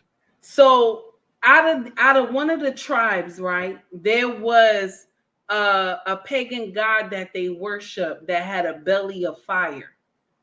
That was Moloch. Okay, and Baal. so right. So that they would crucify, we say crucify Jesus, right? But what they would do was they would throw the children in the belly of fire. Correct. Just like what we are doing to our children today. We're doing the same thing because, like I told y'all, I have blood on my hands. Every time I always say this, I tell y'all this is the truth. This is nothing but the truth. But if you remember how I told y'all the time when I had to walk in and I was getting a deletion, okay? They didn't have time to sedate me. They let me walk in there. I saw 4 chains hanging from the ceiling and a machine where they crushed the baby. Now check this out. Mind you, remember, they said to the pagan god, they threw the babies into the belly of fire. That machine looked like a belly. Because the Bible. Let's talk about it, because we're sitting here and we're saying we worship, the United States, we believe in God, but which God do we believe in? Which God do we believe in? It cannot be Yahweh that we believe in. It cannot. If this sin is okay for you, but this sin is not okay for you. Mind you, God did not put anything on any sin. He said the wage of sin is death. That's all sin. No matter what, one is not greater than the other. It's all sin. Take heed. Let me ask you a question. Who's the God that is actually our nation's symbol? I can answer that question for you. Who is standing in New York? A Statue of Liberty. And the crown of thorns on that head, it's not a thorns, it's a ray. Also known as Apollo. The one. There we go. And originally, in its Greek name, it's Mithras. Or I take it back a little bit further, Apollyon. Oh, we can go back a little bit further, Dionysus. He has many names. Semiramis or Tammuz. He has many names. The mother of Nimrod, who But is the the original- architect of the Tower of Babel. But the original name for this deity, this original name for this being, is spoken about actually in Ruth. Ruth mentions the name of this book is called Enoch, And Enoch tells you who tempted Eve in the garden, a Garden of Eden, and his name is Gadriel.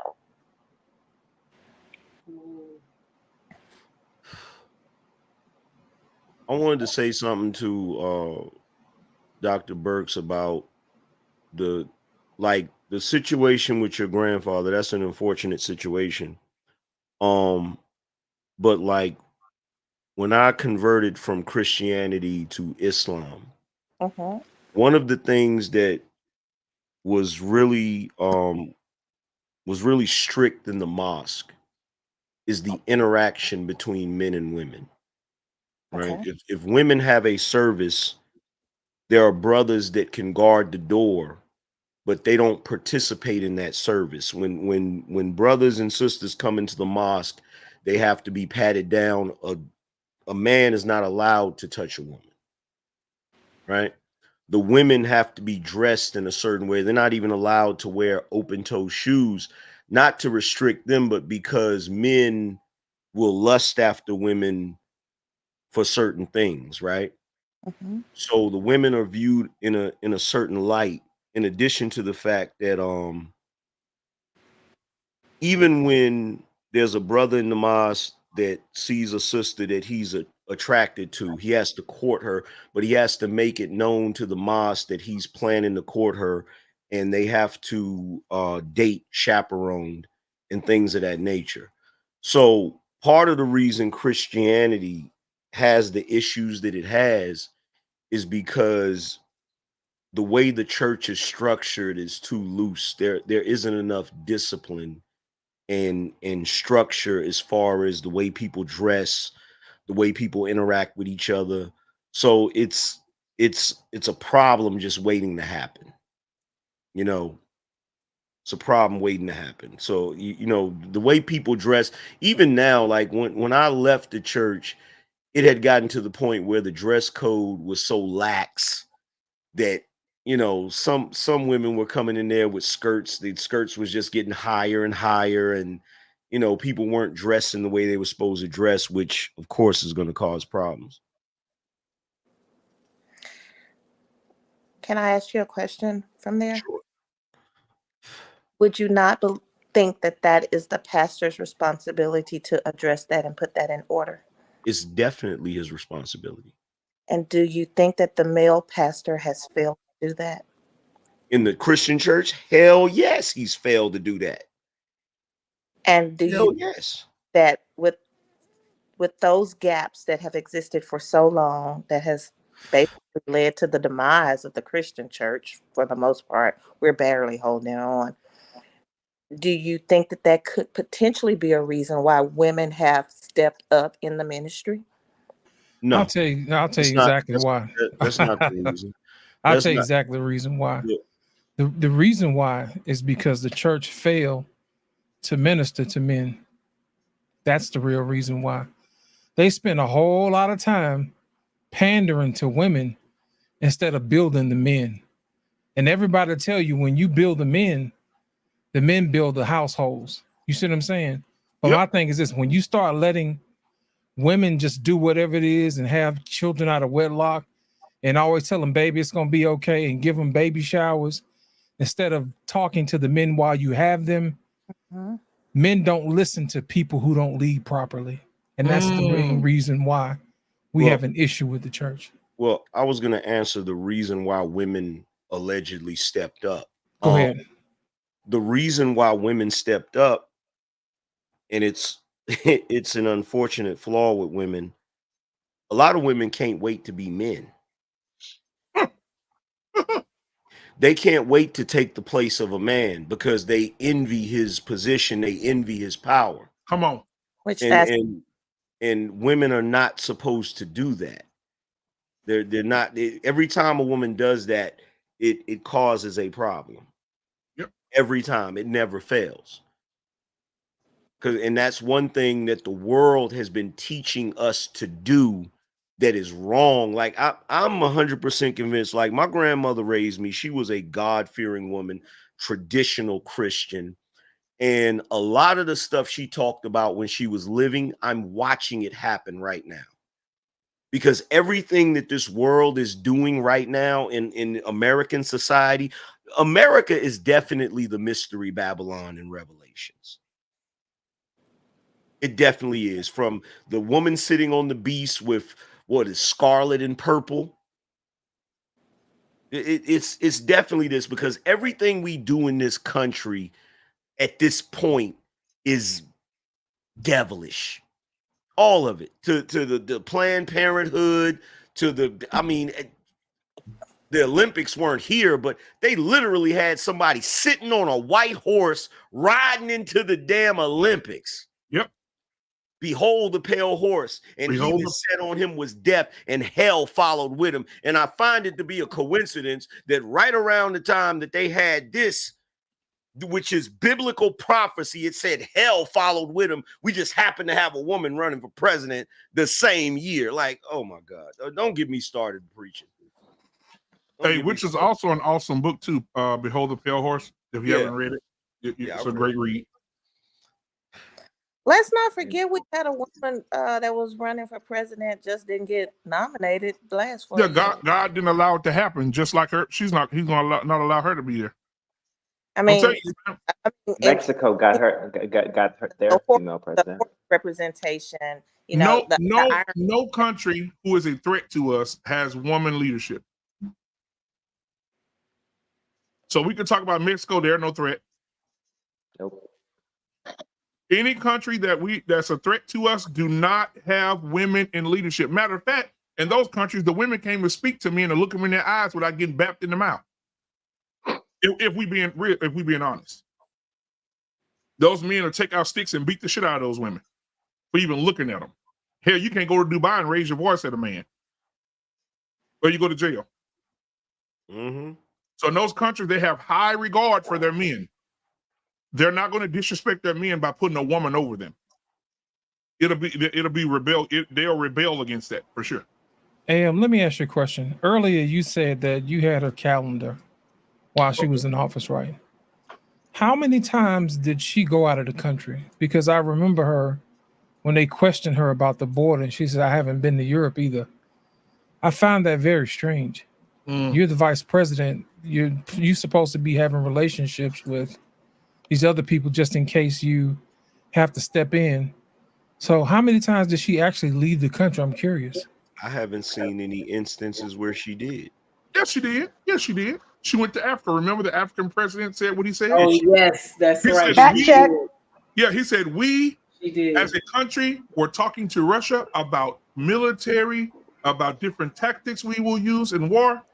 She come over here trying to get us to accept gay marriage and told us she would cut off all funding if we don't accept gay marriage. Yeah. She did go over there. Yeah, she did. That's facts. And if you don't want your men kissing each other in the mouth, we're not giving you no more money. They told her to get out. They ain't say it like that. Get out. I'm telling you, man. And I'm gonna tell you something else too. They talk about Putin. He's given speeches where he's talked about the evil of America. Oh, I believe that. He's given speeches about that where Putin already showed them Black Jesus in artwork. He sure did. Oh yeah. Systematic and off. And So I got a question for you. Why are so many men so in a rush and so, like, if you look at Steve Harvey and Ricky Smiley and all these different men who say they're voting for Kamala. Roland Martin too. Roland Martin, he like a retired clown. Listen, all these different men, why are they rushing to be so hard for a woman to lead them? Can you explain? Can you give us some of that before we get out of here? Because these are not men. Come on, Doc. You talk. Nasty. Those are not men. Those look, here's the thing. Those are not men. Those are, I don't want to say boys because that, they're Black men. So I don't want to do them like that. But these are subordinate. These are eunuchs. These are mental eunuchs. Yeah. You understand what I'm saying? They don't want. They have been trained and socialized. When you look at men like that, This is the downside of having generations of single motherhood and men being raised by women and not having fathers in their lives. This is the result of this. This is why they can stand up there and give a speech about, well, why wouldn't you want a woman to be in charge of you and this, that? See, these are little boys that didn't have fathers. You understand? Because I don't know about y'all, but the households I grew up in, women didn't run the men. That wasn't a thing. That wasn't allowed, because at the end of the day, you can't expect men to be subordinate to you, and then when shit hits the fan, expect them to be barbarians. It doesn't work that way. Right.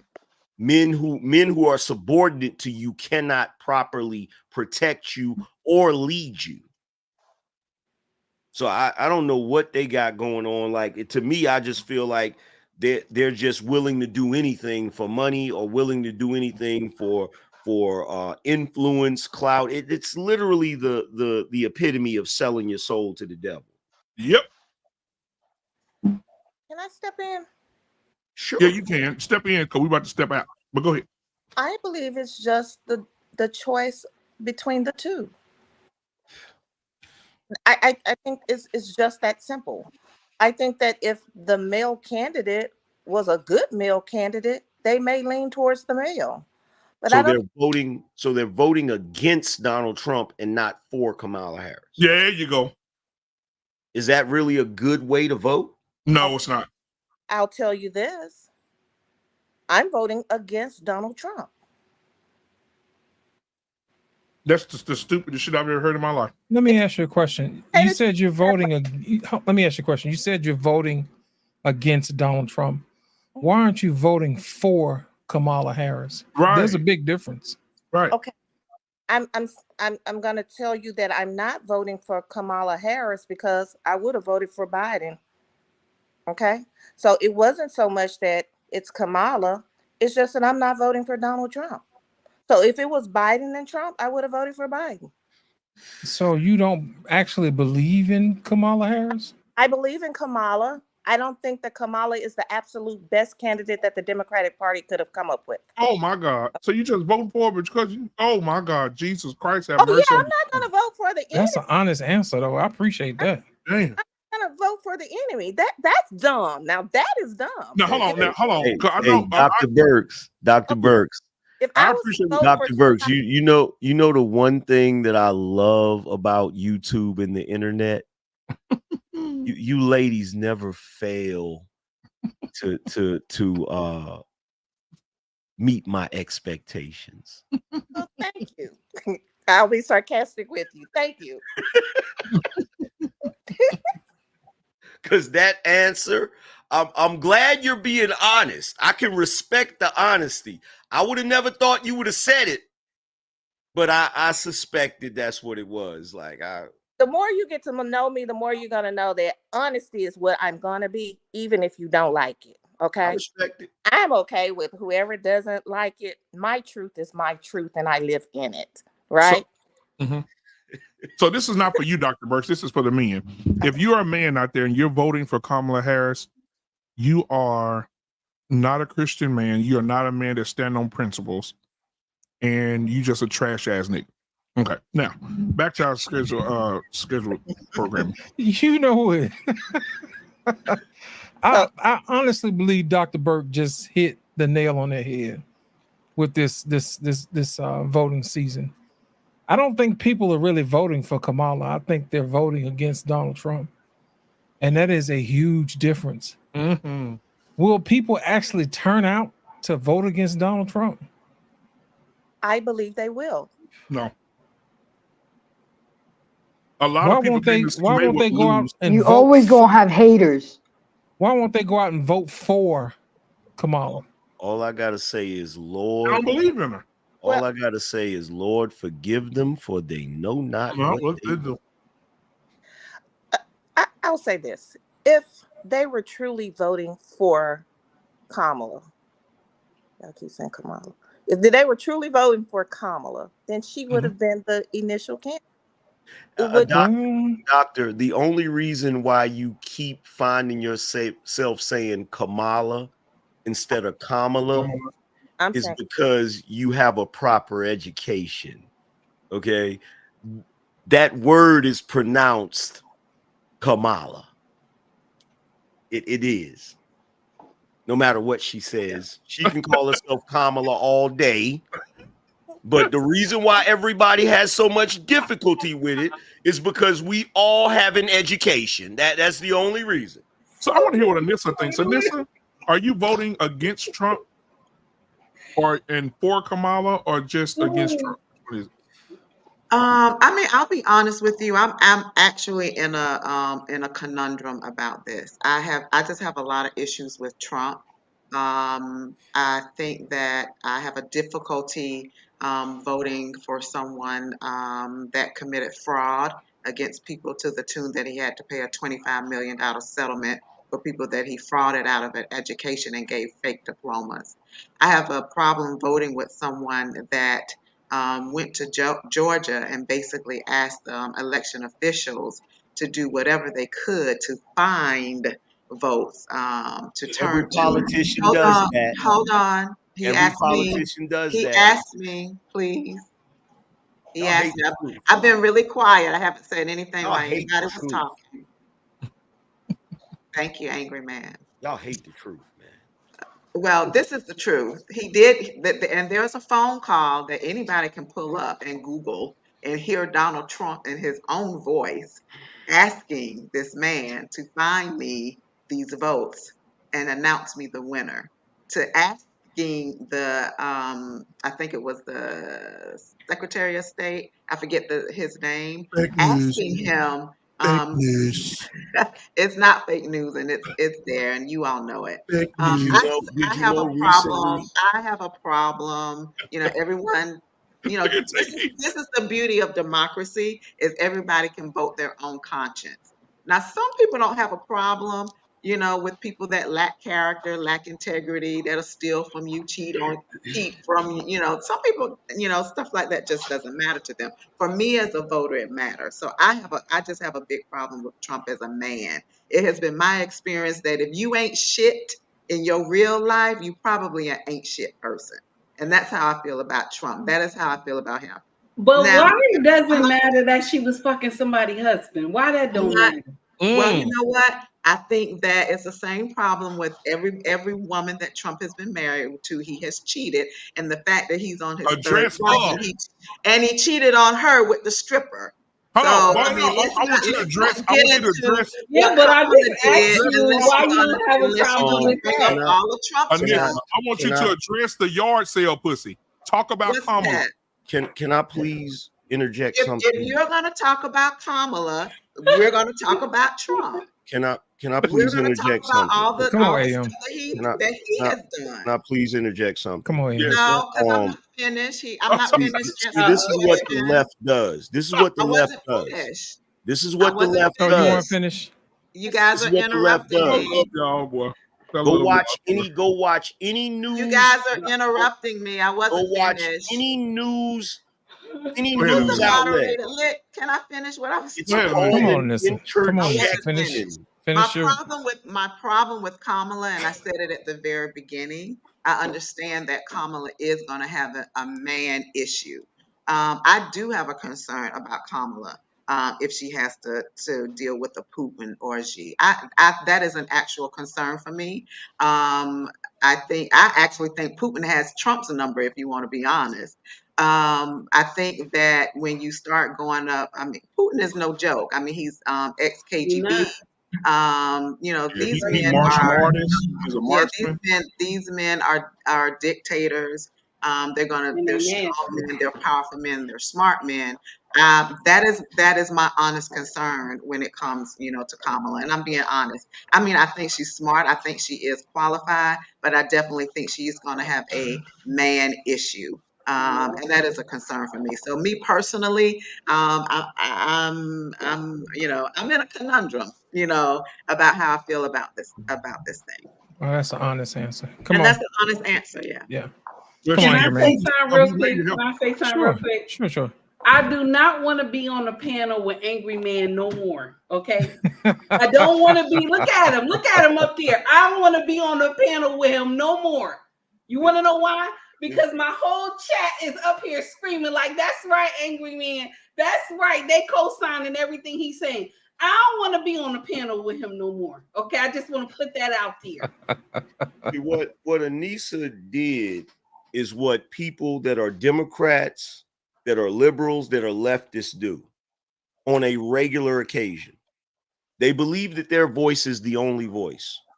So when they're talking about They asked my opinion. so they Oh, Jesus. they He do has not my opinion, not know, yours. they do not understand what civil discourse is or how to converse with people. Whenever you're saying something, it is perfectly fine for someone to interject because there is a point that you made that they want to address. But whenever you want to speak at length, you're dictating to people. You're not having a conversation. You're talking at people. When I wanted to interject with you, you asked me to be quiet because you were speaking. I was trying to finish my thought and answer the question that Lit actually asked me. I was responding to him.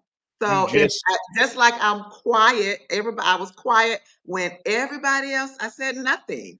And I got an opportunity to speak and you had to interject and you just couldn't wait. You just interjected and I listened to what you had to say. Right. But when I'm speaking, because I'm responding to Lit and a question he asked me, I don't need you to interrupt. I asked you, could you please be quiet and let me finish? That's all, just out of respect. So I've been polite enough. Now it's time to bring out the real angry man. First of all, you're disrespectful because women are not supposed to talk over top of men. That's number one. So number one, if you were saying something and I wanted to interject something, I simply wanted to address what you were saying because I'm treating you like an adult, which means I'm taking you seriously. Okay, if I wasn't taking you, see, I'm talking now. I'm talking now. Please stop interrupting me. Here I come. Here I come. Please stop interrupting. You're proving my point right now. So number one, you don't know what you're talking about when it comes to politics because every single politician, when they are in the middle of an election, when they are counting the votes, every politician calls around to the places where they need votes and say, find me the votes. All of them do this. Do you ask them to overturn the election? Wait a second. Do you do that? First of all, there were actually 100,000 vote images that were not counted that they recently found out about when they did their audit. So technically, Trump actually won. People to decertify the election. Please finish. See, this is what I'm talking about. This is what I'm talking about. This is what I'm talking about. If you can interject with me, then I can interject with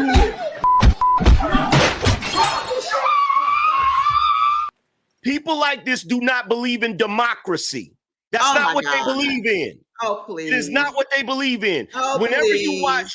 you watch any media outlet, what you will notice about the left is when you disagree with them, they are going to try to make their voice louder than yours. They're going to try to talk over you. They're not going to allow you to interject. Why? Because they understand the power of propaganda.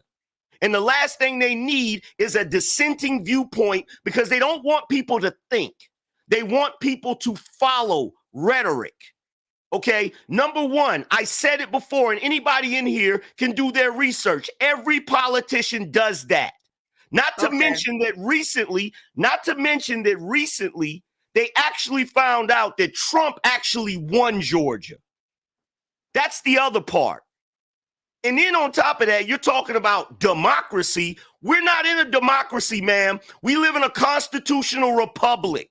This is the reason why when you were in school, you said, I pledge allegiance to the flag of the United States of America and to the republic for which it stands. This is not a democracy, ma'am. It is a constitutional republic. But all of this rhetoric that you have about Trump, you have not done your research. Is he a saint? Hell no. Is he the second coming of Jesus? Hell no. Is he a flawed man? Hell yes. But the things that you're saying about him, the funniest thing about it is there's a lot of stuff Trump did that you can bring up. But the funny thing is you're bringing up the stuff that's not even true. That's the funny thing. You're bringing up the things that CNN, MSNBC are using that if you just simply do the research. I did do the research and it's out there. I did the research and it is out there. Okay. If you did the research, I did the research and he absolutely did what I just said. If you did the research, said that I have a choice. And my choice is based on how I feel about both of them. Let him finish. I have problems with both of them. If Now, you I don't finish. care that you like the response or not. You have to let Angry Man finish, okay? She got to be a don't boomer. care Is if she you a boomer? like it or not. If you're a boomer, she got to be a boomer. A baby boomer? She got to be a baby boomer. You know that lady's not a baby boomer. How do I know she's not a baby? Okay, you know what? The sisterhood is stood up. Okay, here's the thing. Here's the thing. I'm not going to argue about the looking. Don't know what to say. Because every politician does that. Trying to hold it in the road. Every single politician does that. In fact, not only do politicians look for votes when they're trying to win an election, they also contest elections. Okay. Hillary Clinton contested the 2016 election. Al Gore contested the election. Hell, Al Gore still says he won the election. Hillary still says she won the election. Is there anyone that asked someone to decertify an election? Excuse me. Know of? Excuse me. Is there anyone that asked someone to decertify an election and declare them the winner when they were not? Has that If you ever don't happened? count all the votes, then you know. Okay, well, first of all, if you remember everything that happened in that election, there was a reason for that. But I guess you're going to sit here and pretend. I guess you're going to sit here and pretend you didn't see all of that. No, you're going to sit here and pretend like he didn't do what the fuck I just said he did. No, I'm not Listen, sitting just here. because I'm my not sitting opinion here. is different, it's Let me different ask from you- let me ask yours. you- Oh, we getting spicy. Talking about an Different from opinion. yours. spicy tonight. I am the I voter. am not the talking voter. You about. can vote the way I that you am want not and make your talking decisions the about. way that you want. I but am you not can't tell me talking how I'm about. supposed to I'm make not mine. talking about an opinion. Did you I'm cover? not giving you an opinion. It's facts, and you know that it is, Angry Man. This is why right here. Act like this man Yo, hasn't check this done the out. Let stuff me that I tell you said. something. Let me tell you something about the black community. The black community is done. It's done. What does that mean? It is over for the black community. I'm sitting here trying my best to get my points out. But you And- wouldn't and- let me and- get and mine out. You had to interject. But he did stop. He did stop though. Now he stopped. Well, I not give him the courtesy. Come on now. well, he interjected. You can do it. I'm interjecting. He gets Well, to let him interject, I finish his get to points. interject. Isn't that right? Let him finish his points. I don't think he interrupted you during the whole time you were talking. Oh, if he we're being did. honest. He did. That's Not why the I whole had to time. stop. He Not did. the whole time. And then Take Heed asked the question, and then I had to stop. So I Well, did not get an to be opportunity. honest, at the beginning of the show, I said one mic at a time because we can't we But can and make all sure sing it together. We applies can't to talk every together. person. Make sure it applies to everybody. I'm trying. I'm Okay. trying. Okay. All right. Now, Angry Man, come on. asked Finish the what you're saying. Oh, sorry. No, I wanted him to finish his thought if he wasn't done. The moment I start talking, she's just going to interrupt. The moment I start talking and say something that triggers her that she doesn't agree with because she wants to believe that Donald Trump is Lucifer himself. And You it's are upset bullshit. because I don't agree with what you're saying. Well, you can That is agree your in silence, problem. though. You can disagree in silence, though. No. I said I am in a conundrum. Look at it this way. Miss KB Burks politician. down here does not agree with what Angry Man is saying, and she hadn't opened her mouth. Okay, well, that's her. That has nothing to do with me. I am not a politician. Wow. I am not a politician. I I guess am to just, say, I am a regular She's a voter. Yorkie. I'm a Wow. I am a regular voter. You get the And regular I'm pass. I'm just expressing the problems that I have with Wait both a of these minute. people. That is it.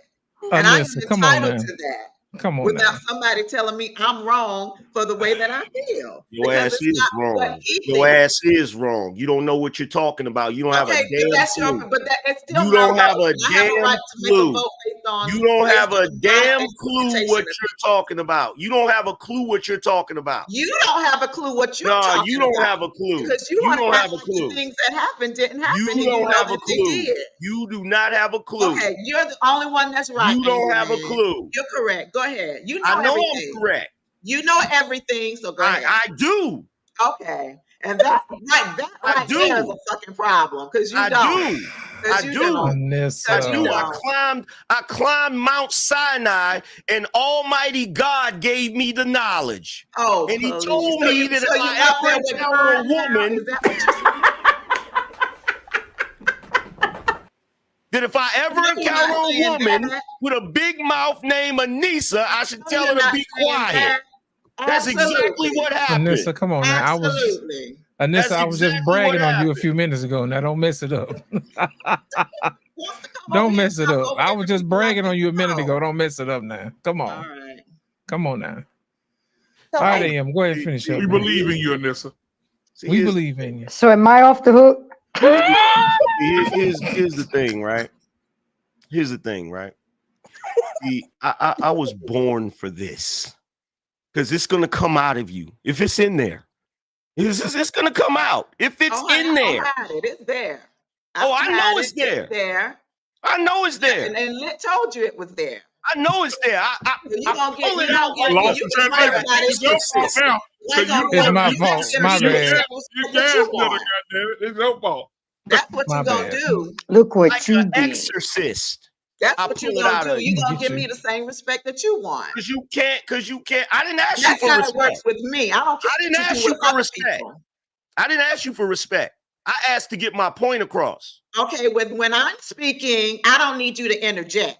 You wait until I'm finished and then you can have the floor. I don't need you to talk at all because you're spewing nonsense. Well, first of all, the question Jibber wasn't asked to jabber. you. It was asked from Lit to me. Jibber So it had jabber. nothing to do with you. Jibber jabber. It had nothing to do with you. Hoopla. Okay, whatever. Whatever. Anissa, I mean, what, if you Anissa, can finish my thought, you can say whatever you want. Anissa, would Kamala be proud of you right about No, now? Would she would. really be proud? should be Matter of proud. fact, yes, on she now. would. Yes, she would. She'd be proud of that. She'd be proud of that. That's another thing. Y'all think brothers come here be wanting y'all to respect them and all that. I don't need that from you. I got a whole wife in there that respects me. I don't need that. Absolutely. I'm not I saying don't that. need We're that. I gonna, don't we're need. just gonna I respect don't each need. other I as don't need. panel members. I That's all don't I'm saying. need that. I don't need your validation. I don't need You none of that. I don't. You just don't. need And to I be and I able. don't care about I your just opinion. need to be And I able don't to care about speak. your opinion. I just need to be able to get my point across, ma'am. Okay, go ahead. We I'm want to done move the now. show along. I'm pretty sure we got some folks who want to interject. And that was the whole purpose of her tirade, is to keep me from saying what I was gonna say. What was you gonna say? It's all good. Come on, man. Come on. No, it's all good. It's clear now, man. Come it's on. all good. No, because the moment I start talking, she's gonna do it again. Well, let's give you a refresher The moment in I between. start speaking, she gonna do it again. Let's give it a refresher. KBD, I see you got your hand up. Come on. At the end of the day, your father, your father's the father of lies. Because if your father was my father, you would love me like a brother.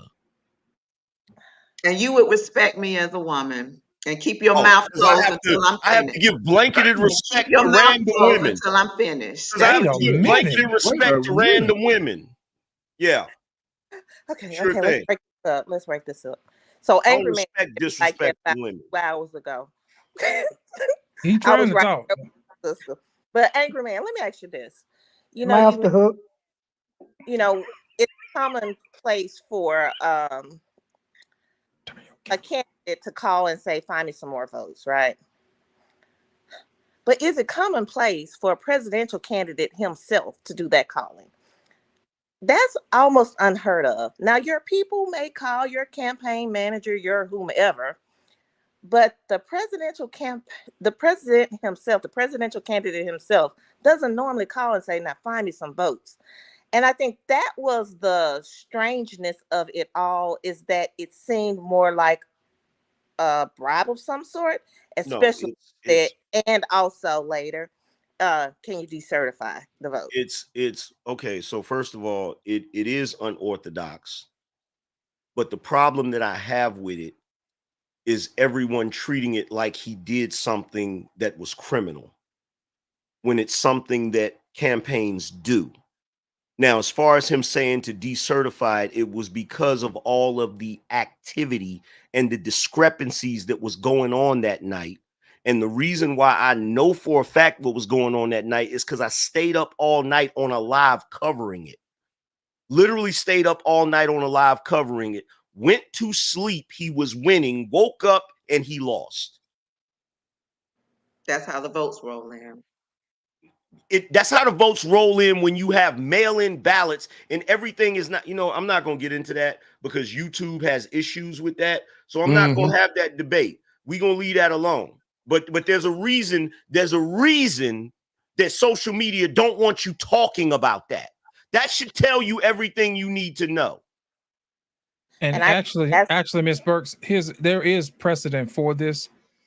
In Florida in 2000, when Al Gore was in Florida, they were talking about dangling chads and pregnant chads. Right. And they were trying to determine whether these votes were votes or not. So this has actually happened before. So it's not nothing that's new. You had so many situations. You had the issues with the voting machines. You had the issues with the mail-in ballots. It was a mess.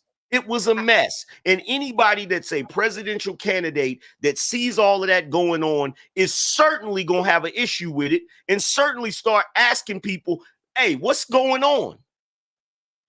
That is not out of the ordinary. I agree. But I'm going to say this. Al Gore himself did not call and say, find me some more votes. As far as you know. Okay. No, he asked for a recount. It's a difference. Count because of he asked for a recount. Way in which they allow these people to vote. I think that's a topic all by itself.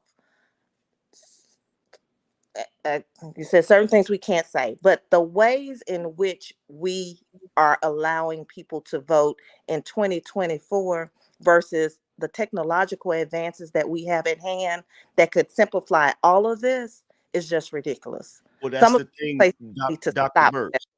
Dr. Burks, that's the problem. The problem is we have to ask ourselves the question, why is the voting process so archaic if we know we can do it in a better way? That right there is the $1 million question. I won't dive into the rabbit hole as to the motive to why they won't change it, but it's y'all are smart. Put it together. It's intentional. It is. Now, I will tell you this. If we really wanted to bring our voting system into the future, the blockchain can make sure we do that. So everybody knows how many votes are out there and everybody knows where they win. Right. So there's no mistaking about it. It's too easy to do right now. So it has to be an intentional effort to skew the vote in one way or the other, or to have a basis by which you could dispute the vote. And for the record, if Trump was what y'all say he is, he would have did what y'all always accuse him of, and he would have took over like some sort of dictator and stayed in office. That's what he would have did if he was even capable of that. He's not capable of it. That's your opinion. It's not an opinion. It happened. Yeah, that's your opinion. How is that my opinion? And that's literally what happened. I'm capable of some things I've never done before, but that doesn't. Oh my God! Like I'm tired. That doesn't mean I'm not capable of it. No, what he's saying is that the man left office. He left office. Like the girl math is off the charts tonight. I'm sorry. Stop doing that. That pisses us off. So he did leave office. He did not leave office peacefully. He did not leave office like any other president in our 45 presidents left office. He left office with insurrection. No, he did not. Okay. Sweet Jesus. Like, There was Ladies and not. gentlemen, we're going to go ahead and Wonderful show. now this Ladies and gentlemen, we're going to end the show. However, next week we'll have part 2 of this. KB, are you going to come back and be with us next week? I can't be back next week. Sorry. I'll be in Why? the Why air. not? I'll be in the air. Oh, okay, that's right. Using the air today, wasn't you? I was. Yeah. I let enough time to get on. Oh, okay. All right. Yeah. Well, we'll get you back on another day. But yeah, Anger Man, thank you for coming in, man, tonight. Boss Man, thank you for coming in and fact checking for us. Embrace the Grace. KB, Alicia, thank you. Alicia, you know what? Alicia will sit there. She will say what she had to say, but she's taking a lot of notes mentally right now. Like she has a lot of things she's pondering right now. She's thinking real hard. Like, damn, I didn't know that. Oh my God. yeah, And then she's a swing voter. we got the pit bull in here tonight, Anissa. God damn, I just can't take her nowhere. So then take heed to the look at her clapping. This sisterhood is a fool. And then take heed to the message. I know. I'm not a part of the sisterhood. I'm not gonna clap. It's a All right. Guys, That is totally okay. Hey, Am I off the hook? Now, KB, Yes, you are, Grace. Now, KB, I'm gonna tell you something. You need to go over and subscribe to Take Heed to the Message channel on YouTube. She comes on every morning. Uh-huh. And you think we cooking over here, boy? She be cooking with straight Crisco, no great value over there. No, don't send. All right, KP but my be way. careful. Don't I send- said, be don't careful send over there. KP You're my gonna way. get Don't- blocked. No, don't send KP my way because I already got a Green mister beans in ready. this bitch. Don't send KP my way. No. Let me do that right. Malik gonna block you. And beans over there sitting in the corner with the wrench, Yep. Well, let's make sure we ready to subscribe hit folks upside the Angry head Man with the dough. channel. The Angry Man channel. Make sure you subscribe to him. Embrace the Grace, her channel as well. You can see her on Monday over here, on Thursdays at her house. Anissa is always over here with us on Tuesdays. Raising Hell. Take heed to the message every morning. Cooking breakfast on Take Heed's channel, guys. Please go over and subscribe to Take Heed to the Message. Boss Man, thank you for being here, man. And also my brother from another mother, the Velvet Voice of YouTube, Lost in Translation, man. Make sure y'all go and like and subscribe at his channel as well. This has been a great conversation, man. I appreciate each and every one of y'all. Anger Man, if you want to come back next week, brother, feel free to do something, man. We love having you, brother. Until then, we out there, man. Y'all, please try to get it.